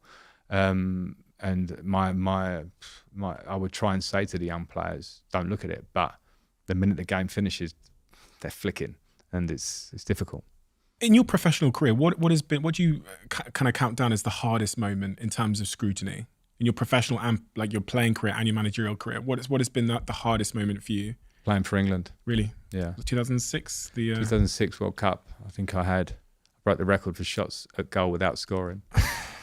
Classic. Wasn't there a disallowed one that should have gone in? That was in 2010. Oh, okay. So 2006, I think I had like 32 shots or something. I went in as England Player of the Year. I'd had a good year or two playing for England, so I'd got myself in there and was becoming, in a fixture in the team. And then I went there, having scored some goals in the lead up, scoring at Chelsea, and just had a tournament and it wouldn't go in for me. And then that played on my mind in games. I was like second guessing myself a little bit in the game, and probably off the back of that, there's a lot of criticism for myself, for some others. I remember us Chelsea boys getting a lot of criticism for the next 6 months. Every away game that we went to was like, "You let your country down." It's the song. How does that compare to being a manager in terms of criticism? I found it harder as a player. I don't know whether it's just maturity, because as a player, I don't know. Maybe it's in my 20s. I found it harder. As a manager, I think it's a different version of criticism, and I think as a player, I don't know why. I found it harder. If I'm a fly on the wall after a bad defeat, what do I see? You probably see a bit of a face, and a going over the situation kind of face. And it's different. I have certain games that it will affect you, and it might not be the one you'd expect. The Manchester United you talked about there, we lost 4-1, was it? And that one might be different because I kind of know where we're at. This season's petering out. We played some good stuff, whatever. And there might be another game that we lost, and it really affected me because maybe think something I did or should have done or a substitution. So on those bad ones, you would see the face, and I kind of go into my show. It's not like I'm sulking in my bedroom. I'm a big boy, but maybe have a glass of wine, stew on it, don't get to bed till quite late, and then you have to go again. Like it's that great sort of adage that people go, you learn more from defeat. You don't feel like that straight away, but you have to be big enough to go over the game again. What's the strategy now? What's the solution to that? What do we do wrong? And that's what it is. You can't get too down, but we're all human. When you were 29 years old, one such moment occurred in your life that really, I think, from your own words, tested you at a much deeper level. You described yourself as being a zombie for a year after the passing of your mother. Mm-hmm. She died at 58 years old while you were playing, and while you were playing at the very, very highest level. That, for me, struck, when I was reading through the way you described that moment in your life, struck me as a real sort of destabilizing moment in terms of focus and all of those things. The question that I had is how, as a player, when you're playing at the highest level and you have something like that happen, how do you show up and maintain those standards and be Frank Lampard? That's probably what I meant when I said zombie, because it became autopilot. And I think when you talk about mental health, that's the one time that I've been challenged to the extreme with it. And, a lot of people go through this. And that was the really interesting thing I found, because I have some perspective now, these years later, is that when it happens to you and it's unexpected, it's very sudden for me. You've never thought about that kind of thing happening before. The only thing I'll say is this: I was a mummy's boy, as I've said before. So I used to have these weird moments.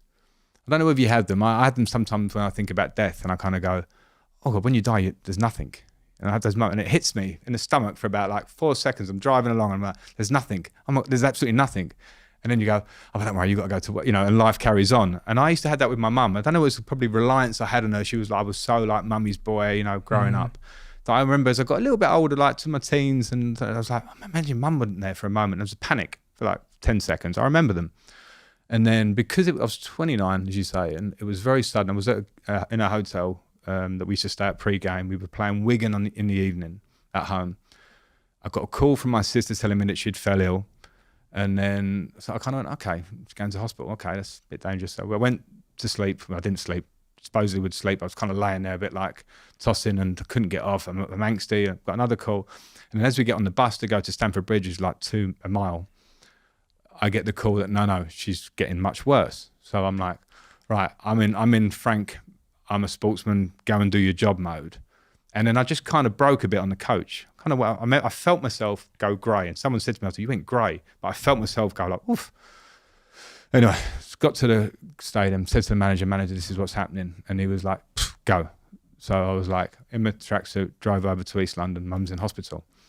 So when I get there, Mum's now on the verge of going into intensive care. So she's got the stuff on and stuff. And I walk in, I'm in my tracksuit. And my mum had the oxygen mask on. And she hadn't been speaking, so she's taken really ill in a day. And she lifted a mask and said to me, "What are you doing here?" So I'm in my Chelsea tracksuit. And I didn't know what to say because I didn't want to go, I'm here because this is a really bad situation. I went, "I'm just here to see you, Mum," and then sort of put the mask back on. And then she was really, and then they kind of wheeled her in. She held my hand, which I'll never forget. And then she went in and was put into intensive care. So that was a 1 week process of my mum in intensive care. So she started to get better. And then a few of the family were kind of getting, not excited about it, but it was like, that's progress. Mum's out. She'd been on every machine possible. And I'm still having to think about going into work. I can't remember if I trained in that period. I can't remember that week. That's like a blur. I just remember being at home a lot, really, in a bad way. And then we had Champions League games coming up against Liverpool. I played one away. I came back. Mum was getting a bit better. And then we got the phone call that she'd passed away. She'd had a brain hemorrhage. So just as she was getting better, everyone was excited. She passed away there and then. So it was like the biggest devastation. I can't explain. And as I say, years later, I realised that this happens to so many other people. And when you're a young man who hadn't really lost anyone, you don't have that real feeling of what that is. And I lost a person that was the closest person to me, everything to me. And I'll never forget the feeling in my stomach. If I talk about it, I get it instantly again. I lost, what was my best friend, the person that had given me all that kind of emotional stuff I'd spoken about, the warmth and the sudden feeling that someone's not going to be with you. Like, it doesn't compare to anything when you're that close. So, in terms of work after that, probably some of it, if I look back, I probably go, maybe I should have just come out of it. Like, life is bigger than that. But it was like probably a tiny coping mechanism for me. We played a game against Liverpool, the second leg, and I scored a penalty. We won the game. Now we're getting sent to the Champions League final. And I remember sitting in the dressing room afterwards, and I had this almighty sense of fatigue and, body and mental fatigue. And I went home and sort of opened a beer, and I couldn't even drink it. I went to bed, and it's like everything came out of me then of like a week or two of full blast of this pain. It's this complete pain. And then you lose your best friend and the person that, I've still got a number in my phone, and I've still got a couple of voice note things. We were never a big family for videos and stuff, and I wish we were. The only thing I have is my mum's sister is Sandra Redknapp, Harry Redknapp's wife. And every time I speak to Sandra, I hear my mum. They look very similar. They sound very similar. And it's like, in the first period, it was painful. Now it's kind of nice, because that's a memory for me. But it's the feeling of grief, it catches up on me now and again many years later. I think I probably had a year, I was sort of single. I was like probably drinking a little bit. I was playing fantastic football. I had a really good year of football. It was weird. And then I met Christine, and thank God Christine came along around that time, because I was a little bit, not right in that period. So it was a really, obviously, anybody who loses someone so close to them, but she was so big in my life and was such a balance in my life. And then, that sudden thing is just terrible. Did you process that? Because it sounds like, because you had football commitments back to back to back, that there wasn't really an opportunity to like sit and... Yeah. I don't know. I mean, I've been through the experience, and that zombie thing I talk about is like I couldn't comprehend it. I felt empty and weak, but I had a job to do, and the job was so secondary. I certainly wasn't trying to be a hero. I just didn't know what. I think if I'd have laid around all day, I would have really taken more of a hit. It was almost like getting up and going to work in that period and having something to aim for was just almost like, that's what I should do. And then I definitely took the hit later on for that. I definitely took a kind of deferred moments of grief, and I talk about them, like I say there. It could be anything that would be a couple of glasses of wine and something said at a dinner table, a moment of someone else, and I feel bad about this, talking about their mother or something, and they're talking glowingly about their mother, and you kind of get hit, or another parents' birthday, like crazy things I've got no right to be upset about, if you know what I mean, but it just hits me, and you kind of, and I, that sort of get on with it, like hard nose, get on with it, son, kind of feel, which has stuck with me. There was the one time I remember being absolutely broken and tested on that, because I had no, and I got some anger as well. I remember having road rage a couple of times, literally the few days after I pulled out on my drive. And it was a Chelsea game, so I wasn't playing it because of what's happened, but I was at home and I was driving to go and see my sister or something. Someone sort of drove across me, and I got out of the car, and I went for them, and it was a Chelsea fan. He went, "Frank, calm down." I was like, "Yeah, sorry." And I had these moments of anger in a period afterwards, which would just come out of me out of nowhere. And I wouldn't say that they've stuck with me from now, but it definitely changed me as a person. I don't know how to explain it, but it definitely made me have a different take on things and be a bit more, I don't know if ruthless is the word, but more, you know, that thing about kind of like cutting out some people that were in your life that you maybe would have got on with. I just kind of took a little bit more of a direct approach in my life after that, amongst some serious moments of grief within it. You know, it was just a tough time. The only benefit, it sounds really warped. I said this to someone the other day. The only benefit is that now, you know, I don't have to go through that again. That sounds really strange. It was such a tough period for me that the only thing now, and I see, you know, Christine's family are there and other people around me have friends and family, and I miss my mum so much, like every day. And as time goes by, of course, things balance out. But I can't envisage ever going through that pain again about what I did, because my mum was the only person. Now Christine is obviously that person in my life, and my children, of course. But in terms of what she meant to me at that time, the only thing that is like, I can go, that is so painful, I really couldn't go through that again now. It's a weird way of looking at it, and I hope that doesn't sound strange. It's just, processing it was too difficult, and it's almost like it was almost like a dream. My life was never supposed to be like that in my head. You know, my mum was 58, and I felt like she was quite old. And now I start doing the maths, I'm 44. You know, like, and you kind of go, it wasn't old. You know, like I was 29, and mum felt a bit older at a point. Now it's like she should be mid-70s now. And, you know, as I said, the sudden nature of it meant you couldn't speak to her as well, which was like, as I've got older, I've realised that my mum would have known exactly how I felt about her. But at the time, it was like, I want to say something more, you know, like, and couldn't. You want to say something more? Just like, thank you. Do you know what I mean? Like, thanks to, for being the balance, for being the one who, you know, in those tough moments when my dad was being harsh or something there, for being the one that would, when I was crying in the bath after a game and coming and knocking on the door, it's like for making me food. You know, like things a great mother does, she just was that. You know, my mum was there to sort of, it might sound old school now, but she was a hairdresser by trade who then became a housewife and a mother. And, you know, for everything that was going on in my family life, and lots of things have, she was always the one that was like the real stand-up one. I look back now, I understand it even more, that she had the ethics and everything about her.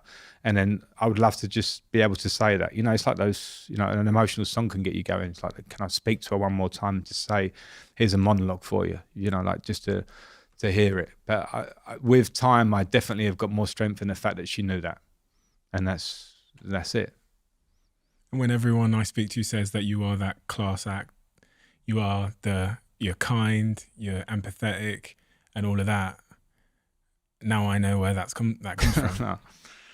No, I don't know. Listen, I knew you were going to ask me this because I've seen you. You know, it wouldn't. You know, it's part of my story, and I didn't want to cry. I'm surprised I haven't, but because I've cried probably enough at different times. But it's almost something like, it is strangely therapeutic to speak about it. And this is very public, and that's not normally how I am. I'm very private. Our lives with Christian are very private. It's how we like to live.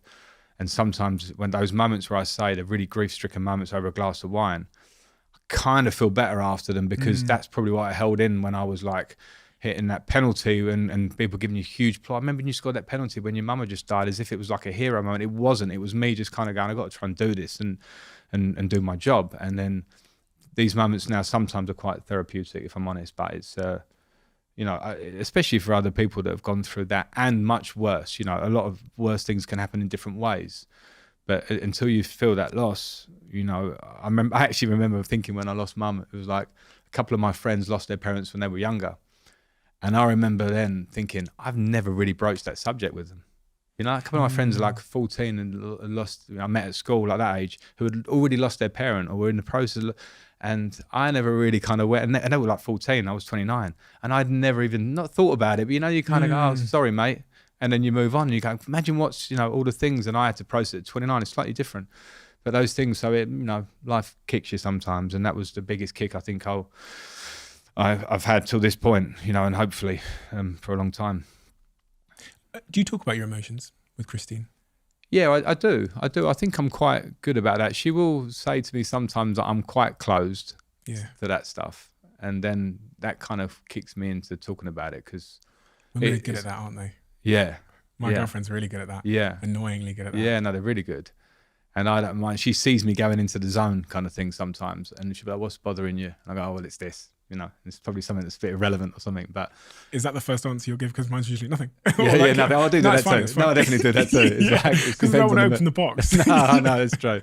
It's true. But it's good. I think I definitely don't come across as this, like I said, like this get on with it thing. It's certainly not me. I look at myself as being, the balance again of my mother was that one that she gave me that kind of empathy. I associate all the empathy with my mother that I had because that's how she was always with me. So when it's just, I also have a mechanism that kind of keeps it there, but it's definitely inside. And, maybe children also help with that because when you see your child and their smiles and their sort of innocent nature and how they are, I think that also helps you become a little bit more emotional because you start to care about that more than pretty much anything else, which has also been a beautiful thing. Over the last few years, I've realised that my first foundation is my health, something you've heard me talk about a lot.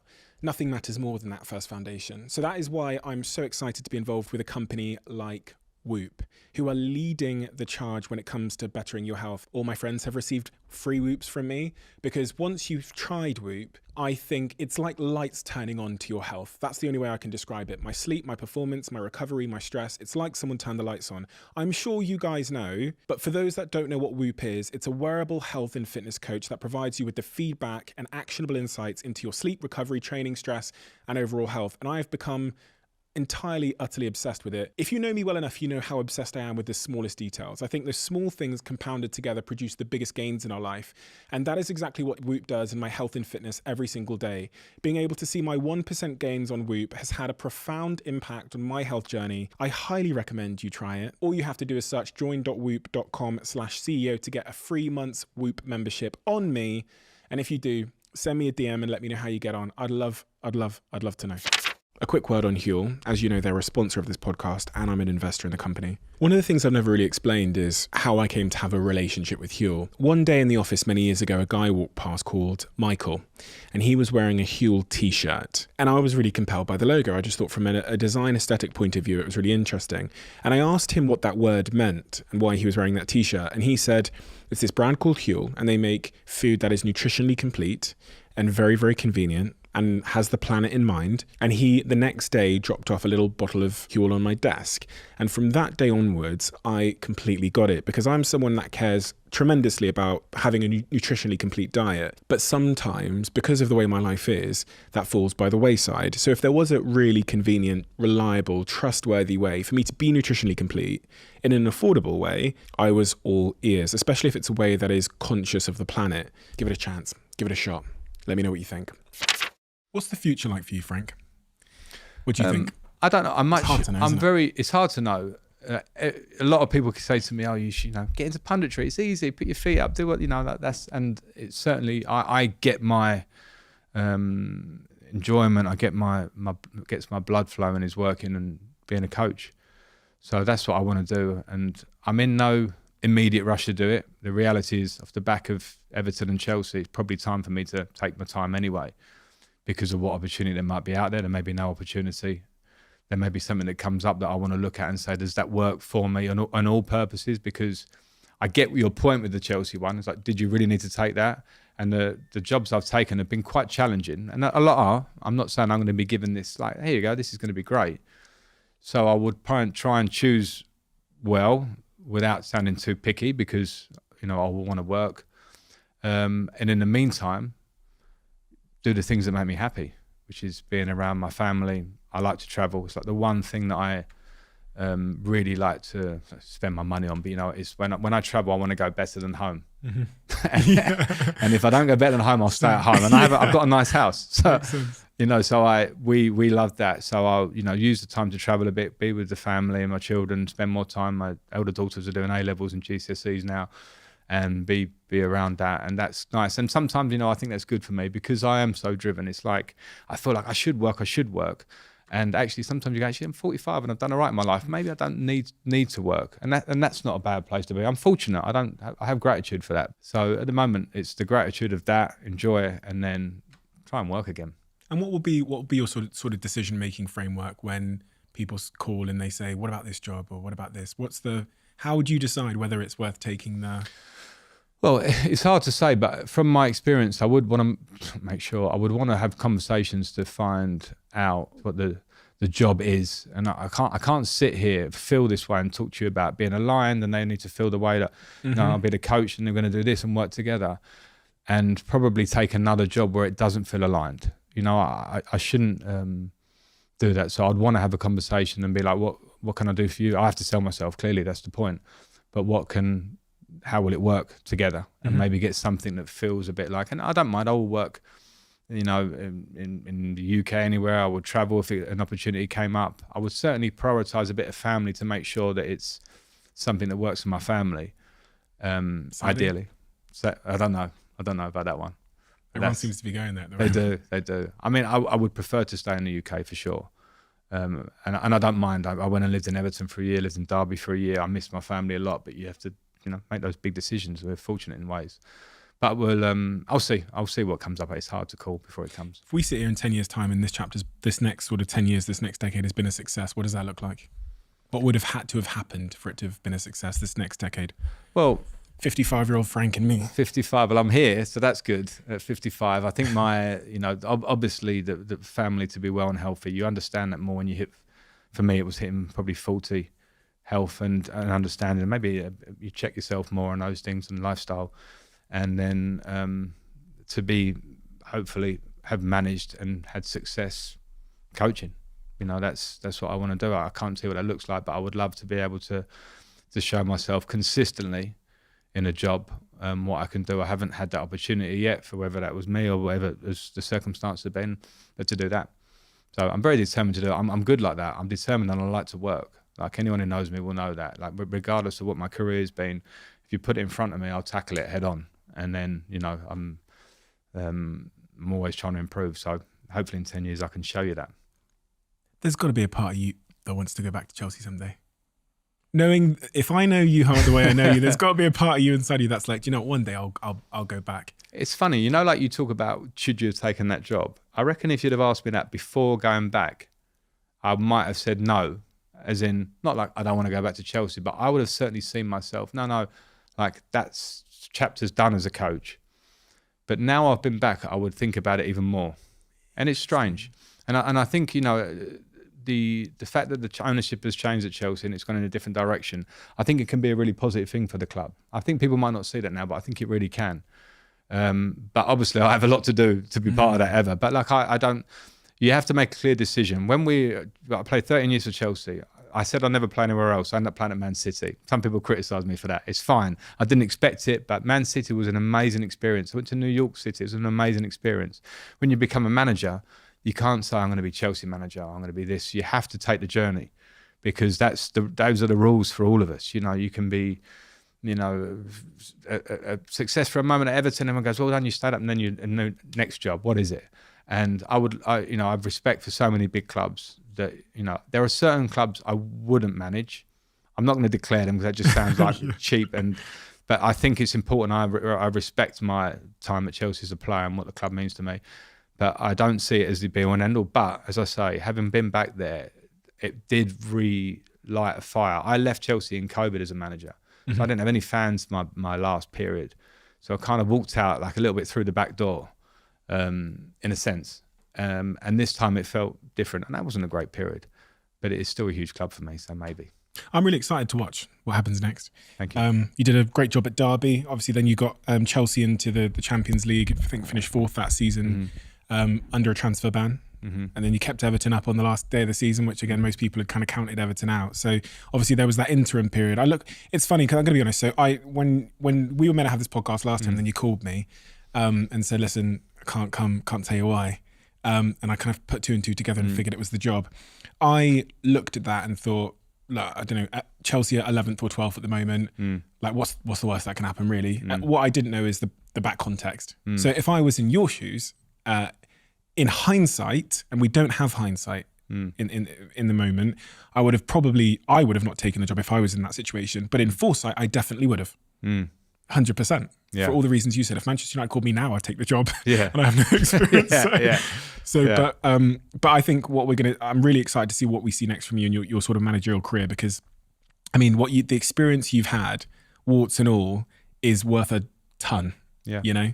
Yeah. At all different levels, all different phases, transitional, relegation battles, all of that is worth more than a lot of successes are worth. And you've had that in a short window of time. So really, really excited about your next chapter whenever it comes. Thank you.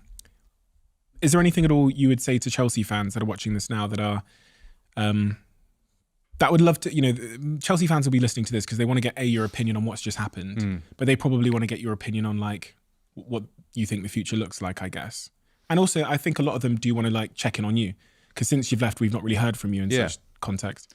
Yeah, and I've enjoyed that. I've enjoyed not speaking. It's been nice. No, I think for Chelsea fans, I would say that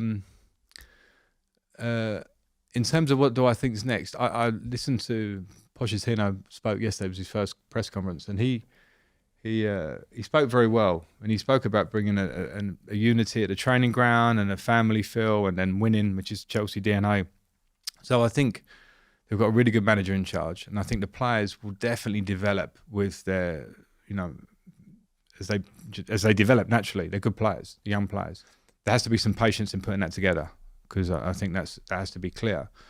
And the owners have a big intention. So I think as things settle, it may not be straight away, but I think that there's a really positive future for the club. And I was in it, and it was tough, but you know, I know how quickly things can change if you get the strategy right. In terms of me, I'm absolutely fine, and I'd certainly appreciate the support I had from, as I say, a lot of fans that would, you know, contact me or be at Stamford Bridge. And for anybody that was on the other side of that, was like, why is Frank back in the job? I think maybe I've explained some of my part in it today and some of the challenges. I'll always take responsibility. I wouldn't walk back into that challenge without sort of saying, this might not go right, and what's my responsibility? So, but Chelsea's always a huge club. And as I say, I never went back to Chelsea until 3 days before I went and took the interim job manager, and I went to the Liverpool game and ended up having a conversation.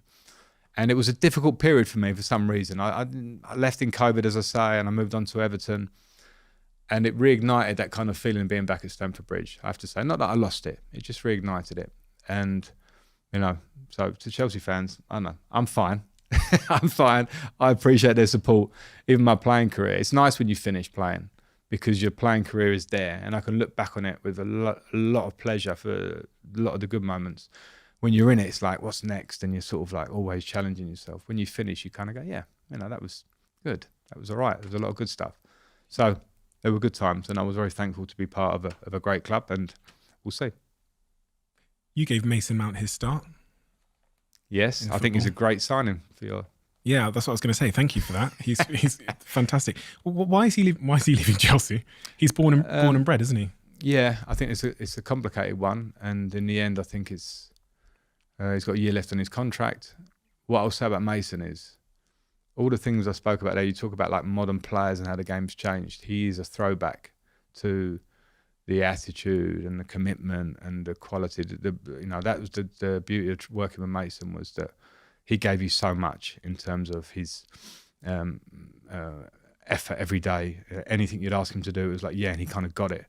And I think any great player has to have that kind of intelligence and that desire about them. You know, like, what do you need me to do? Yeah, I've got it, and I'll do it. I'll repeat it, and also quality. So in terms of what he'll bring to Manchester United, it won't just be what Mason brings. He will bring loads of talent, but he's just going to go and levels around. Really, he's a bar raiser. Yeah, I think so. And don't get me wrong, the bar raisers already there with Bruno Fernandes, Rashford. Casemiro, yeah. But he will Casemiro. But he will absolutely fit in with it. If you're trying to build, which you're saying, a group mentality of a team, and you know, players that are just going to give everything and have talent, which top team he fits it. So I've seen some like sort of alternative reactions to that. It's like, oh yeah, Mason Mount's a good buy. Why would you pay that for him? Mason Mount is going to be a fantastic player there, my opinion. It's really nice to know, because actually I was a bit on the fence in regards of don't really know the character of the man, but I have heard from inside Old Trafford that Eric Ten Hag Eric Ten Hag is really ultra focused on exactly what you've said above everything else. He's focused on that like core values. So Casemiro, Bruno, etc., etc. And so it's nice to know that Mason is he is a bar raiser. Yeah. Why is he leaving? Do you know? Yeah. Seeking a different challenge, or is it? No, I don't think so. I think probably Mason would have envisaged 2 years ago that he'd stay at Chelsea for a lot of his career. I just think circumstances, his contract situation. I know he's got a big love for Chelsea. But also in the modern day, I think more than even in my day, players do move. And I don't think, for the challenge of moving, now it's come to that. For Mason personally, is a good challenge for him. I would have liked to see him stay at Chelsea because I think he would have been central to it, but it didn't happen. We have a closing tradition on this podcast where the last guest leaves a question for the next guest. And I have to say this is the longest question that has ever been left for anyone else. It's quite abstract as well. So we're both going to have to kind of figure this one out. But the question is, you're going to be surprised by this.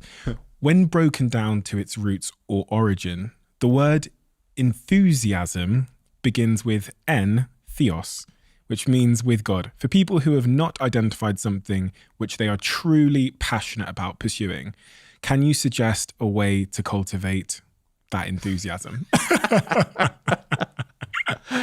is a bizarre goodness stitch me. up. So I think the real question here is just in this line here, which is for people who haven't identified something which they are truly passionate about pursuing, how do they go about that? Wow. Thanks for that one. Yeah, it's a stitch up, isn't it? I don't know. This is a good point, actually, because my daughter's now, my eldest daughter is getting her A-level results this summer. Is talking about uni, but she doesn't really know what she wants to do. And I actually felt not bad. I went to school, obviously, but my pathway, looking back, was like, fortunately, was that. I didn't have to think about much else. And so I haven't got any big answers for it. And also, like, from a modern woman, where is the pathway? What does she want to do? I asked her that question and she's not sure, which is completely understandable. So for me, I think for her, if we're flipping it there, it's maybe whether it's a passion or not. But my thing, and it probably goes back to my roots, is the work ethic thing is what I say to her, is to get out there and get in the workplace and meet people. Because I think in the modern world, with my daughters are so engrossed in social media, they have a lot of answers about life, a lot of answers. And I'm like, okay, I don't agree with that one, but I'll let that one go. I don't agree with that. And then I start to feel like a dinosaur. But I do think that they kind of get caught up in that and all the answers are there. And I go, okay, what are you going to do then? And they go, I don't know. And you kind of go, okay, well, fine. You've got all this information. It's the modern world. But what are you going to do? Go out and get a weekend job if you're going to go to uni. Go out and experience what the real world is like rather than this alternative world that you're slightly looking at. And then I think something might ignite it. So that was and again, that's probably as deep as I could go because I don't care where it is. You could be in the coffee shops, you could be in this shop or that shop or whatever. But this is my daughter's story, obviously. So it was more about getting out and meeting people. And I guess probably, and to bring that question back to me, myself going out of my comfort zone and leaving Chelsea to go to Manchester City and then live in New York for 2 years ignited a million things in me. And none of them were like big hobbies or something like that. It was just like, wow, there's a different world, a different culture. People who approach things with positivity and energy that I've never seen in England. And it changed my approach. So maybe my answer would be come out of your comfort zone and do something which is different. I was fortunate to do it. I worked there, but I was living in probably what for me is possibly the best city in the world. And it changed me as a person. So maybe, to get the passion, try something, take yourself out of the comfort zone, and it might just appear for you. Makes perfect sense. And I think, exactly what I heard there is that often when we're too within familiarity, we're not going to get the inspiration of what might be our passion if we're searching for it. But going to a New York or just getting out into the world and having experiences can lead us there. Yeah. Frank, thank you so much for your time today. And thank you for doing this. Because I want to say, like, you are a man of your word. No, because we were going to do this last time and you could have easily not done it, but you messaged me and said, I want to get that back on because I said I would. And again, that's just another example of you just being a class act. The whole process of you cancelling last time because you got the Chelsea job and then coming back, you've just been an absolute class act. Thank you. You're a man where no one can question your integrity and your principles. And then on top of that, I see a man who is incredibly keen to work and do well in whatever he applies himself to. And because of that, you've led this fantastic career, both as a professional football player and as a manager, which is, I think, you're just halfway through.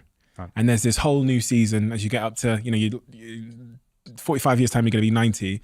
And I'm so excited to watch that story unfold because of all the wisdom you've garnered in the last 45. So thank you for being an inspiration to me, for giving me so many great memories in football as an England player. Right. Less so as a Chelsea player, because you guys were really fucking good through that period. So, but it's a real honour to get to know you, and thank you. Yeah, thank you for all your wisdom. Thank you very much. Thank you.